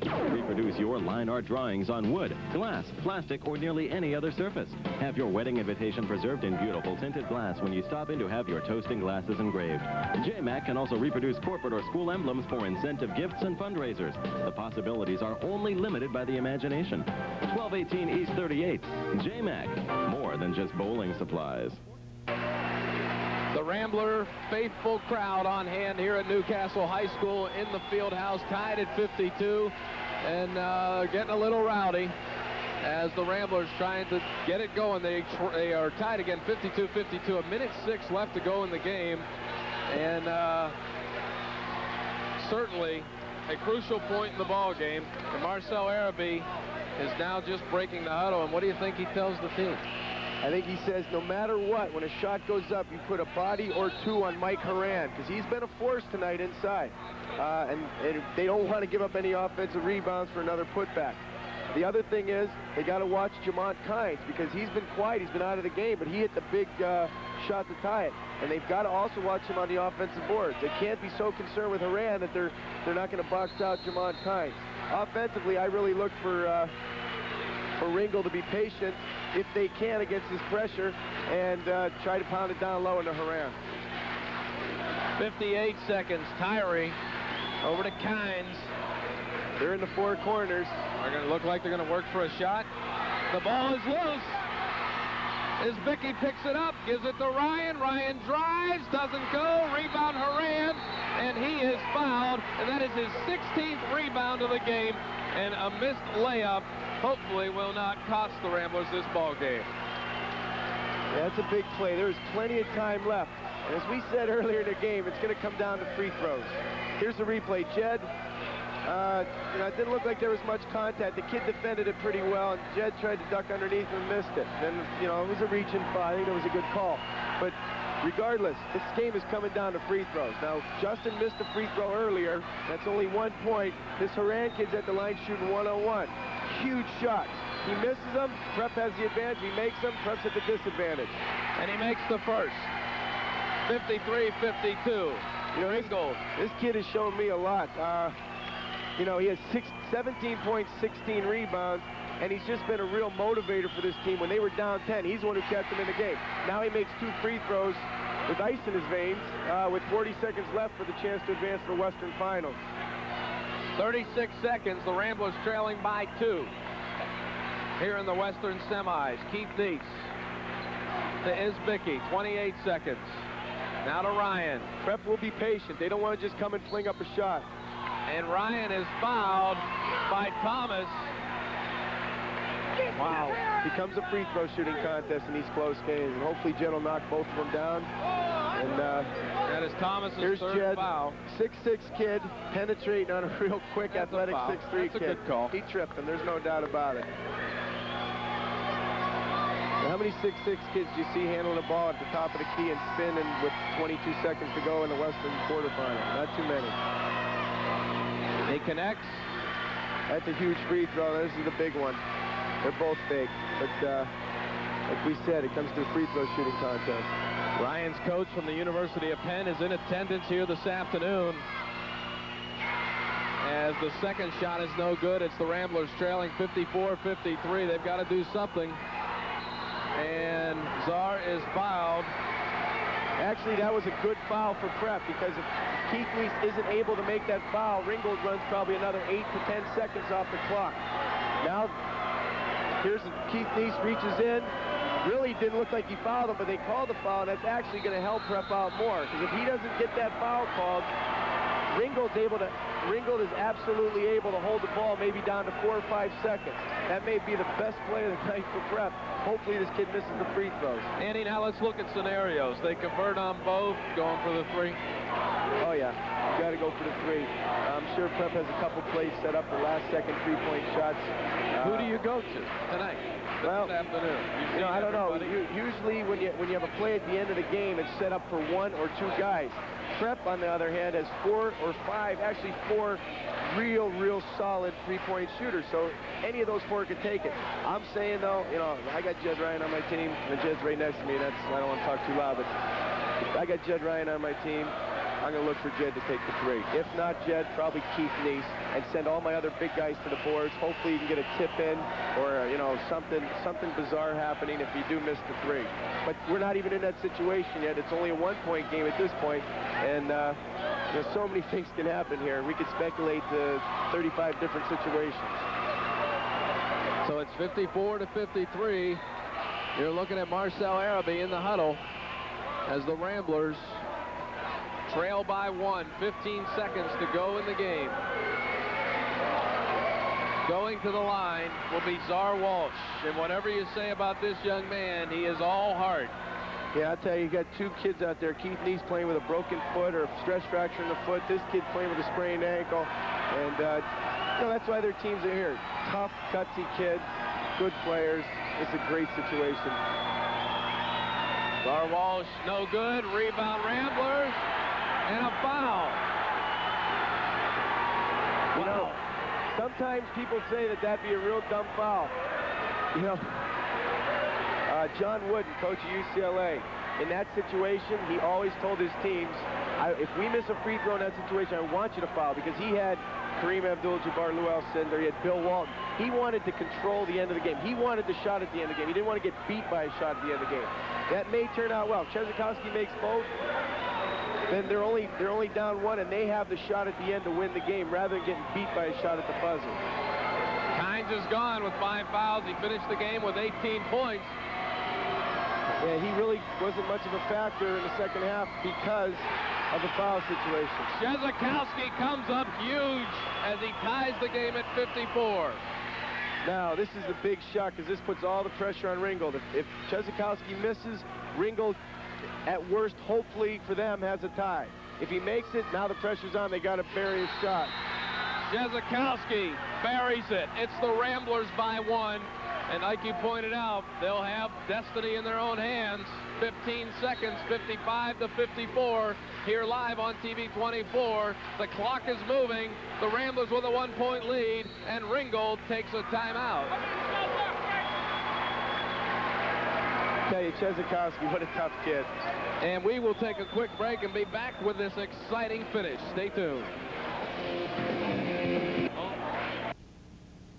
Jet 102, today's best music. This is Jet 102 music.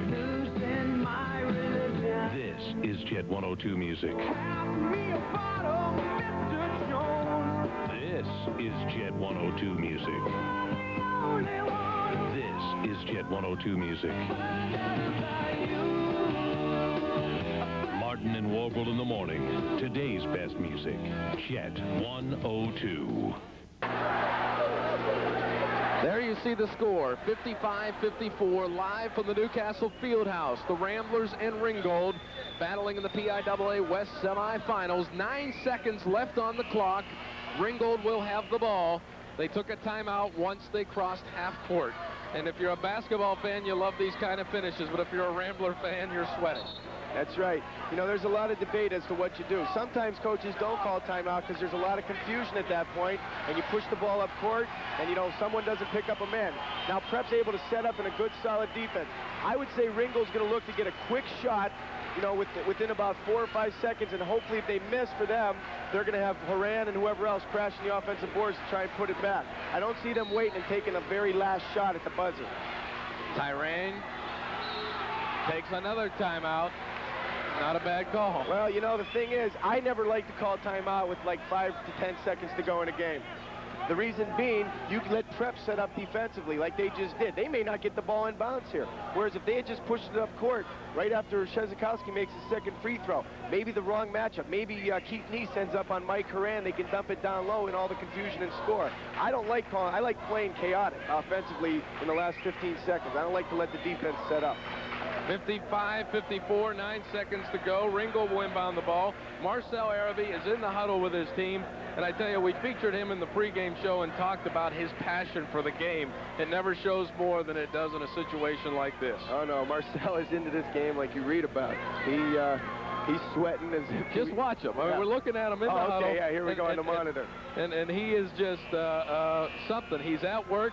He'll be the first to tell you this is his first true love is the game of basketball. There's no doubt. And as a coach, he's playing 5 positions right now. He's telling you go here and you can't do this. And, you know, and that's the great part of being a coach. You get to play all 5 positions in your mind, and hopefully the kids will carry out his intentions on the floor. Andy, you've played as a player at just about every level in this position. What are you thinking when the coach is doing all this?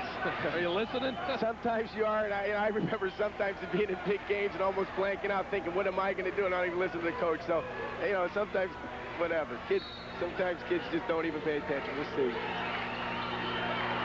Tyree driving, throws it up, and an offensive foul goes back to the Ramblers with 5 seconds to go in the game. Wow! The Ringgold fans don't like it. The Rambler fans love it.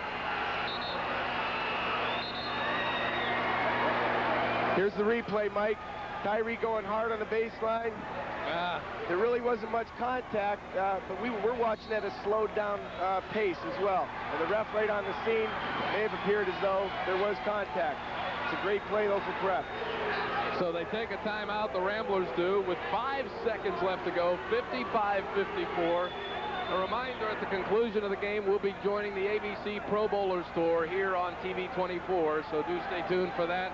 And we were happy to bring this game to you live from Newcastle, and it is shaping up to be a fantastic finish. Here's another look at that play. Tyree going hard. He's a heck of an athlete here, going hard left baseline. He slices in between Trokey and Fomich, and, you know, it almost seems as though he kind of just fell down. I almost think that was just a no contact. There should have been a no call there. He threw up a prayer. I don't know if there was third official again. Yeah, you know, I don't think he was fouled, and I don't think he charged. I think it should have been just a no call. The ball went flying up in the air, and I really don't know what happened to the ball after that because the whistle blew. But you know, these refs, they're human beings as well. And I'm not saying the guy blew the call necessarily, but you know, I think it should have just been a no call. I tell you, though, hats off to this Ringgold basketball program. And down by 10 early in the 4th quarter, they could have packed it in. Instead, they made it the game we have for you right now. And I'll tell you, this game is not over. This inbounds pass is going to be very tough for Prep to get in. If they don't get it in, I think they still have one timeout left that they can call. But we'll see what kind of... Foul call. That's actually a real smart foul on Ringgold's part. The clock does not start. Yes, it did. We got a second. Well, it shouldn't have started because the ball was never touched. And it looks like the clock's, yeah, the ref is telling the scorekeeper to put the 5th second up. So no time goes off the scoreboard now. Keith Neese goes to the line. He's a deadly free throw shooter. But even if he makes both and they go up 3, Ringgold will have probably plenty of time to get a shot off a good 3-pointer, and they might be able to send it in overtime or maybe even win it, depending on what Keith Neese does here at the free throw line. So Neese shooting 1 and 1. The junior makes it at least a 2-point game. You know, he was like a sphinx up there. His face, he didn't make a movement. He just walked up there and buried it. He's a super tough kid. And this one here pretty much assures Prep at least a tie. And he gives them a 3-point lead. 5 seconds. Ringgold will have to earn it if they're going to tie this one. Czar Walsh, long 3-pointer. He missed it. Oh, my. Unbelievable. Oh, my. You know, that whole play was made with 5 seconds to go when they preserved the last shot for themselves. And that's our kid, Czar Walsh. You know, he can't even walk. And I saw him just sucking it up his first step down when he got the ball there. He just sucked it up and went as hard as he could. He dipped his shoulder, turned the corner, got around one kid, got his feet together, and swung up a 3. What a shot. I mean, here's a replay. He's sucking it up here because he can't even run. He plants his feet, lets it fly. Everything he has from about 40 feet buries it. Czar Walsh, I tell you what. I tell you, it's a great moment. You just play the game, sir. You're doing a heck of a job. The referee just came and asked us what we'd like to do. We'll take a quick 30-second break and come back with the overtime period.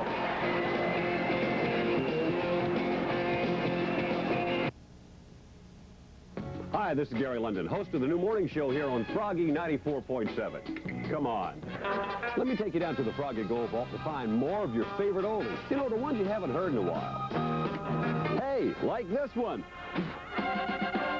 Join me weekday mornings starting at 6 for news, sports, and weather from the TV 24 newsroom, plus the impossible question and great oldies. When was the last time you heard this one? Froggy 94.7. Brought to you by Francis V. Klecker Funeral Home and Edinburgh University. Another look at the play, Andy. Doesn't get any better. No, and the kid really just, you know, what a great show of heart and desire. That was his first hoop since he injured his ankle with 4 seconds to go in the first half, but you couldn't have asked for a better hoop. I tell you what, Ringgold boasts of guys like Joe Montana, Chris Solak, Ken Griffey Jr. This is a guy they got to talk about. It's unbelievable. He gets the recognition with that crew because he is playing with all heart. And right now, Ringgold takes a 2-point lead in the overtime. 3:35 to go in overtime. 59-57. Ringgold with a lead by 2. We'll see what Prep does here. I think they're going to look to shoot their first good shot they get. I don't think they're going to look to hold the ball too long. Keith Neese looks inside. Ryan turns around in the paint. Doesn't go. Rebound for Horan. I tell you, Horan's been a monster underneath there tonight. He's got 18 rebounds right now. And, you know, when he grabs a rebound, you can forget about getting it because he grabs it with 2 hands and he's strong. Some pressure. And a foul call is going to go against Keith Neese. You know, I don't think Ringgold wants to play a 4 quarters game. They just, you know, with Czar Walsh semi-injured, although he's, you know, he hit the big shot. Their best ball handler. Here's Keith Neese is going to come in here and try and double team this guy. He's going to jump in. We'll see it coming here shortly. Here he comes. And I don't know. I mean, we didn't have a great angle on that, but he's made the first free throw, so it is now a 3-point lead for Ringgold, 60-57. Yeah. And now 4. Well, Prep is really under the gun right now. They're gonna. They don't have to panic. There's plenty of time. 2:50 to go. But they do have to score. They don't want to. They do not want to come down, work the clock, and not get a hoop. They're going to shoot the first good shot they get. And I would suspect either Jed. It could be anybody. There's Ches. What a shot. Unbelievable. Three-pointer.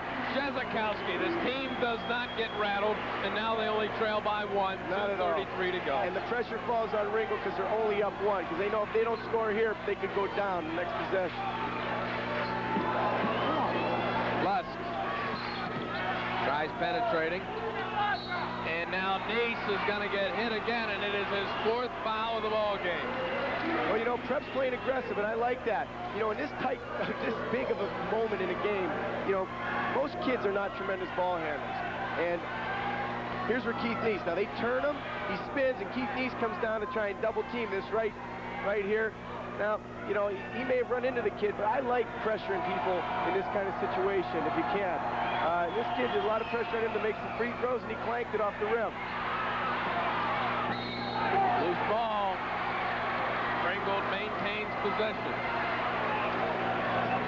61 to 60, 2:16 left to go in overtime. And Ringgold with possession. Ball kicked out, top of the key. Now it's Tyree with a shot off the back of the iron, no good. And a loose ball, and finally Justin Isbicki with a real heads-up timeout play. And you know, a little Justin, frustration. Yeah, I'll tell you, that was a great play by Justin, because he had nothing to do with it. He was going to get tied up, and the possession error would have gone to Prep anyway. But he calls timeout to avoid any. He wasn't, you know, it's hard to know what the situation is. He didn't want to lose possession of the ball. Heads-up play, calls timeout. Here he is. First of all, he boxes out, gets his hands on the ball, gets the rebound, gets possession there. Now he's in a jam. He calls timeout. Great play. They get the ball out of bounds. Instead of possibly, if the possession arrow had gone the other way in a jump ball situation, Ringgold may have got the ball back. He saved the possession there. Great job. Keep in mind, Kynes is out of the game. He fouled out, but really up until the point where he fouled out late in the game, he wasn't that big a factor. Well, he was in the first half, and he got those 3 quick fouls in the second half, and he just, although he did hit the big shot to tie the game, but I don't want to say anything, because normally it's tough to win a game with your best players sitting out the entire overtime and your point guard limping.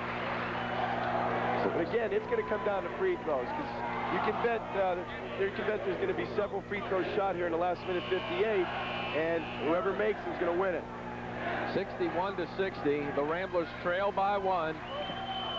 Again, our statistician Deuce out of Pittsburgh. He followed Andy Sassini through his career at Duquesne, and Deuce is telling us he hasn't seen all that many. He's seen many, but not many this great, right, Deuce? Deuce, I'll send a check in the mail by the end of the week. Ramblers with the ball. Minute 45 left at overtime. 61 to 60. Jezikowski to Nice for 3. Off the rim, no good. Coming over the top, Justin Isbicki. You know, again, Mike Horan, I was just talking about how when he goes up and grabs a rebound, forget about it. Well, Isbicki hammered him, and he did lose the ball, but it was a foul. This Horan kid, when there's a rebound to be had, it's his. We'll watch it here on replay. He's just kind of looming there in the weak side help. Shot goes up, and it's 2 hands, and he's bringing it down strong. He got hit actually by 2 kids. Now, Horan's been making all his free throws to this point. Real pressure situation, and he buries it again. Hey, this kid's a player. There's no doubt about it. They talked about him being a bit tentative. Maybe that scouting report from when they had the other 7-footer. Once he was gone, he had to pick it up, and he has here tonight. I'm telling you, or else you're trying to pull the wool over our eyes, because this kid has been nothing but fabulous all night. 20 rebounds, 20 points. I mean, you can't ask for much more than that. 63-60. The Ramblers trail by 3 in overtime. 1:26 left to go. You know, Ringgold's not really denying any passing wings. Prep's making any pass they want. I just don't think Ringgold wants to give up anything cheap, but they better not leave too many people wide open for a 3, because that's Prep's strong point. Ryan drives, and it falls, so the Ramblers trail again by 1. You know, Jed always makes big hoops down the stretch. He did against McDowell in the District 10 final. He made a very similar type move to that one, and that's a big hoop right there, because it puts all the pressure back on Ringgold. Long pass underneath, shot no good. And a foul call going, I believe, against Jezikowski, and that is his third of the afternoon. You know, this Matt Luss kid has come off the bench, number 25. This is a heck of a pass against some pressure. He threaded the needle to this kid on the baseline, almost a walk, and, you know, it was a foul. Big pressure on 43 right now. And he misses the first. You know, the one thing you can't do when you go up to the foul line, and I was no Rick Barry, but you can't just get up there, take a dribble, and heave it up. You really got to get comfortable at the line and relax. An eye on what? Front of the rim? Is that what? Well, there's all kinds of different theories. The main thing is just to make sure you get it up in the air. Big steal by Justin Isbicki. And it's in. Unbelievable left-handed layup. That's a huge play for Prep. 64-63 as Vicky gives the Ramblers the lead by 1. 35 seconds left in the overtime session. Horan to Czar Walsh. Playing injured. Off to Luss. Jed reaches in. That was a questionable foul, you know, because right now the pressure is on Ringgold. You know, they're down one. They got to handle the ball for 20 seconds in a real critical situation. That kind of gives them a little relief. Now, again, free throw shooting contest. Can this kid make them or not? So Matt Luss goes to the free throw line, trailing by 1. Ringgold, his first shot is good. So it's tied at 64, 20 seconds to go. He really shot that shot aggressively. He had missed one earlier, but that time he just got up and fired it, got it up high in the air in case he doesn't swish it, has a chance to bounce in, and he shot with a lot of confidence and made it. The 5'10 junior guard misses this one, but the rebound for Tyree. It's loose on the floor. Jump ball to call. The arrow goes to the Cathedral Prep Ramblers. We're tied at 64. Now you see, you look back at that play Justin Isbicki made back in the corner about a minute ago. If Justin Isbicki gets tied up, Prep would have gotten the ball out with the possession arrow, but he preserved that possession arrow by calling timeout. And that may turn out to be the biggest play of the game because Ringgold doesn't get the ball back. He knows it. I'll tell you, Justin Isbicki's just playing great here down the stretch. The Rambler fans on their feet. Ryan with the ball. 8 seconds to Isbicki. 5 seconds. Trokey fires it up. Off the rim, no good. Isbicki tries saving it in. And overtime ends. And we will play another 4 minutes. We're tied at 64. Both teams battling. Unbelievable game here. I'll tell you, I don't want me to keep singing the praise of Justin Isbicki, but the steal he made right with about, I don't know, less than a minute to go, and to finish it with a left-handed double pump layup with a kid in his face was unbelievable. Plus the play made down in the corner and all kinds of traffic. Unbelievable. So while we have a break, we'll take a break and be back with our second overtime. We're tied at 64 here in Newcastle. Brought to you by Francis V. Klecker Funeral Home and Edinburgh University. I'm Francis V. Klecker.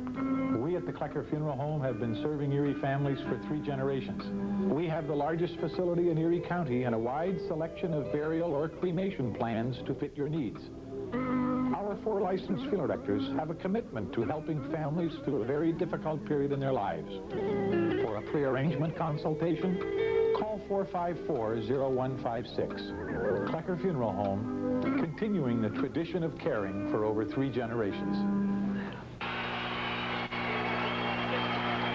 It's happening live here on TV 24. The second overtime, tied at 64. I'm Mike Gallagher, along with former Duquesne basketball star and Strong Vincent basketball coach Andy Cicini. The second overtime. What's the thought process as you head into this one if you're the Cathedral Prep Ramblers? You know, I think Prep, I'll tell you, that kid just went over and back, and they didn't call it, but we're not going to complain about the referee. And again, whose call is that? There's 2 refs out there, and they're looking at each other. So I still say they should go back to 2 refs for playoffs. Nice play by Ryan. Off of Luss, he maintains possession for the Rams. Tyree from outside. In and out, no good. The ball is loose, and a foul call, I believe, is going against John Trokey. Yeah, it is, and that was Mike Horan fighting like a maniac on the offensive boards for Ringgold. And I'll tell you, we keep saying it, but this kid is not a passive player. He's a very aggressive player, and he's the reason they're even still alive, because he kept us to a minute when they were down 10. He's made all his free throws to this point. See what he does here. kid's made about 8 or 9 straight here in the second half. And not one of them's even touched the rim. Horan having a big game in every aspect, from the floor, the free throw line, and in rebounds. I'll tell you, if there's any college scouts here who didn't know who Mike Horan was, I'm sure they're trying to get his address, phone number, social security number, and date of birth from some Ringgold fan or parent. 66-64, Ringgold by 2, 3:32 remaining in overtime, number 2. Justin Isbicki to Keith Neese. Neath brings it back around top of the key, swings it to Trokey, back to Ryan. Ryan to Neese. Neese back top of the key, over to Justin Isbicki. Isbicki drives across the baseline, top of the key. Shezakowski, 4-3, it's short. Ball is loose. Ryan tries getting the rebound, it comes away, and it's a loose ball. And possession. Possession's going to go to Prep. Wow. I tell you, that's just great hustle by both teams. I mean, that ball gets real slippery in this kind of situation. They're just diving all over the place. You know, 2 teams slugging it out here. It's a great game. Again, Justin Isbicki. Over to Shezakowski.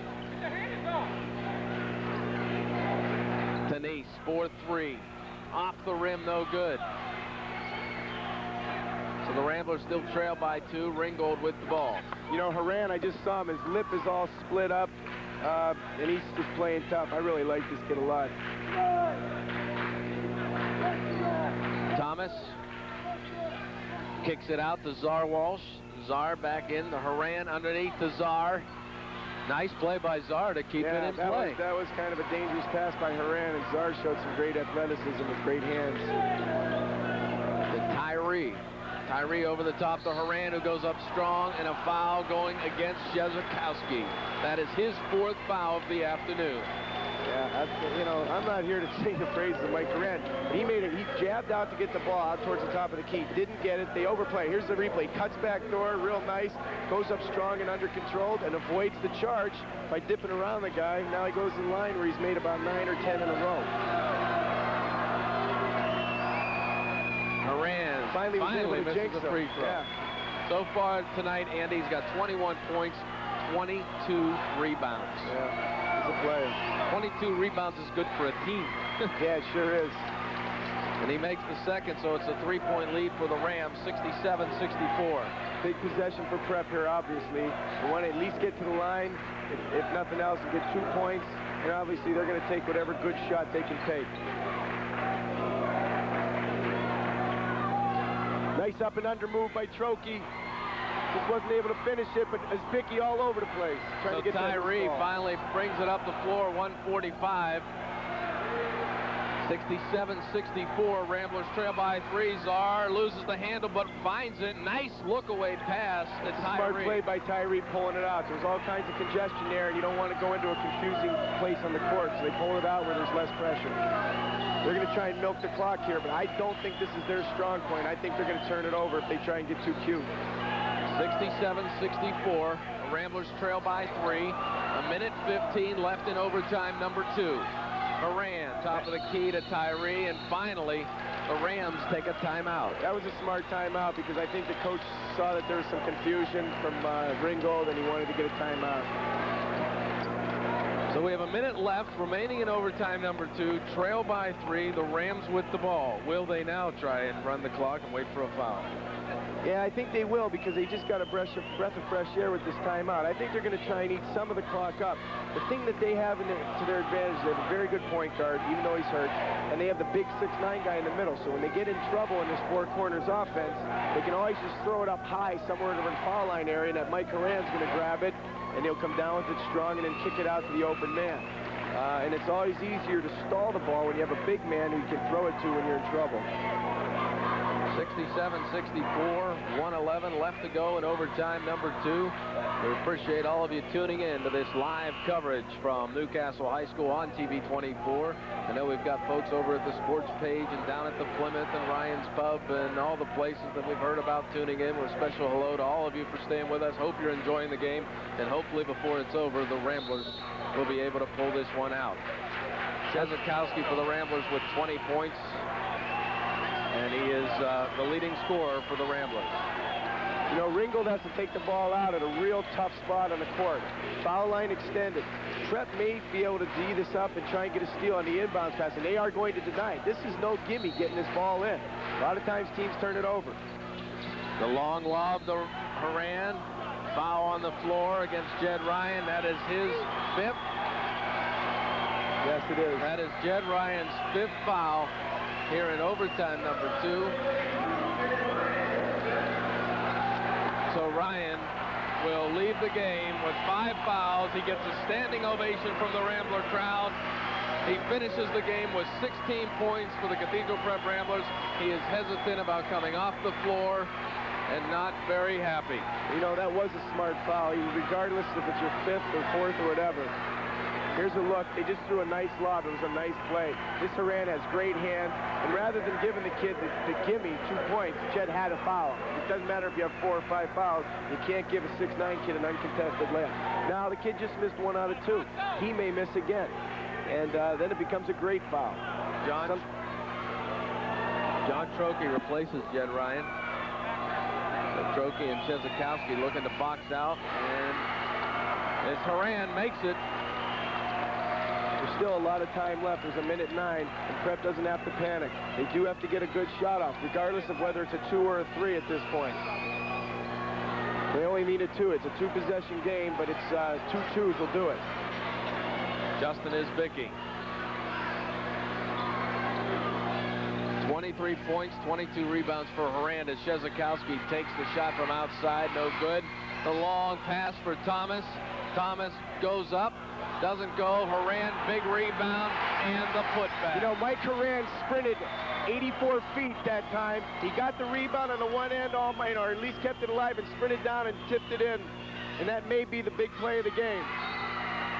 And a foul going against Fomich after Trokey tries the 3. 70-64 the score. Ringgold with the lead. 36 seconds left to go. I'll tell you what, if I was Penn's coach, he's sitting here, I'd take a look at him in addition to Jed. And here's the shot by Trokey. Horan's the first one to touch it for... Oh, I'm sorry. That was the most recent one. I thought this was the big play that threw the touchdown pass.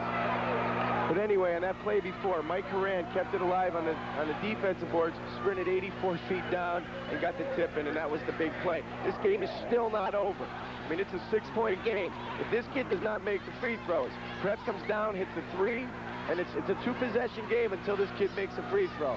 And I've seen a lot worse situations overcome, so you know Prep isn't going to give it up either.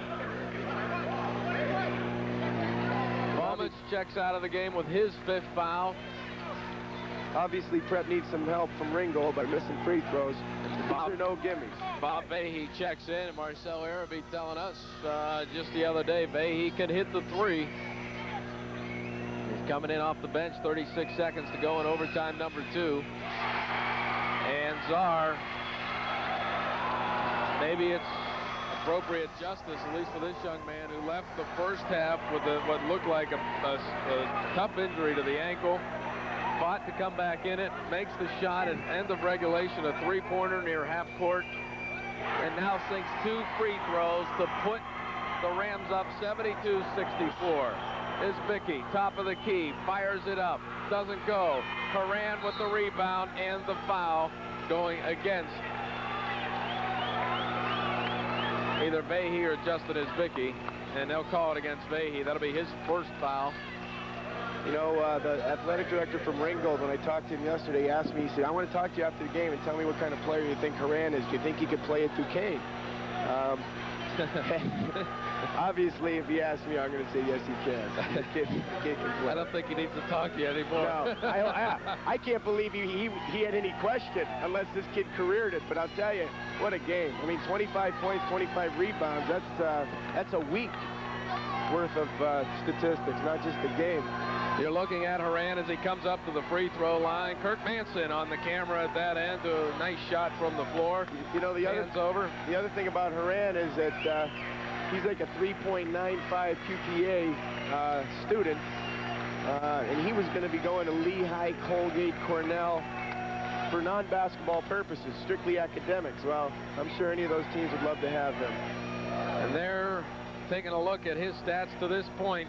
25 points, 24 rebounds for Horan of Ringgold. Certainly the story of this afternoon's game, along with Czar Walsh, and now he is making it an even 26 and 24. That's some double-double. Yeah, it is. Tell you though, Czar Walsh, you can't minimize his shot. That shot was unbelievable because it wasn't luck. That shot that he hit at the end of regulation, he knew right where he was on the court. He knew how much time he had left. He wanted to get to a position and heave up whatever he could. Now, it was a heave, but it was a controlled heave, and he buried it. And I'm sure he's made a few of those just screwing around in the gym, but, you know, he doesn't make that shot, and Ringgold's in the showers with a loss. 24 seconds, another foul, 73-64.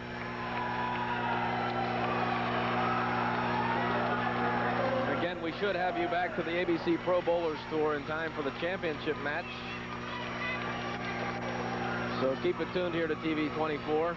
We'll recap the highlights coming up on Action News at 6. And also we'll talk live with Mercyhurst hockey coach Rick Godkin as they try to battle back tonight in the NCAA National Playoffs, looking for a national championship for the Laker Icer program. So the Lakers in action tonight, along with the Erie Panthers at home at the Civic Center. Lusk now makes it an 11-point lead, 24 seconds. Marcel Araby wants a timeout. They want to talk about it. Ringgold starting to celebrate.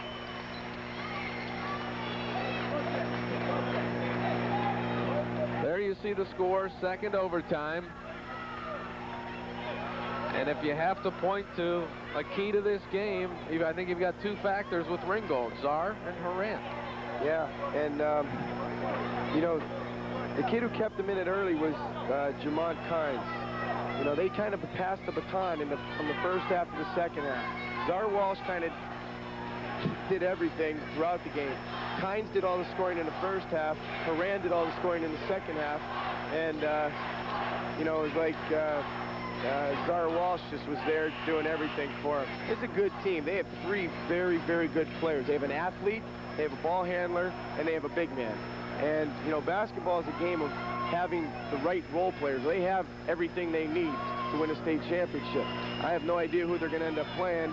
Could be Williamsport, and I'm not even sure they're going to get there because they may lose to Bradford or Butler. But they have the ingredients of a state championship team. You got to have a great point guard. You got to have some kind of underneath game, and you have to have an athlete who can just score, and that's what Kynes can do.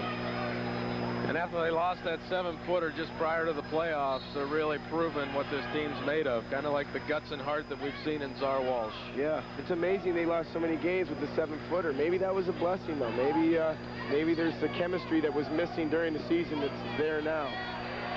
Long shot by Vahey, no good. 14 seconds. Here comes Horan. Horan for the dunk. A fitting finish for that young man. Who now has 27 points. Is Vicky's last shot is good. Counted for 3, but it's not enough. The Cathedral Prep Ramblers bow out of the PIAA state playoffs, but it took 2 overtimes to do it. The final score, the Ringgold Rams, as you see them crowd the floor, 77.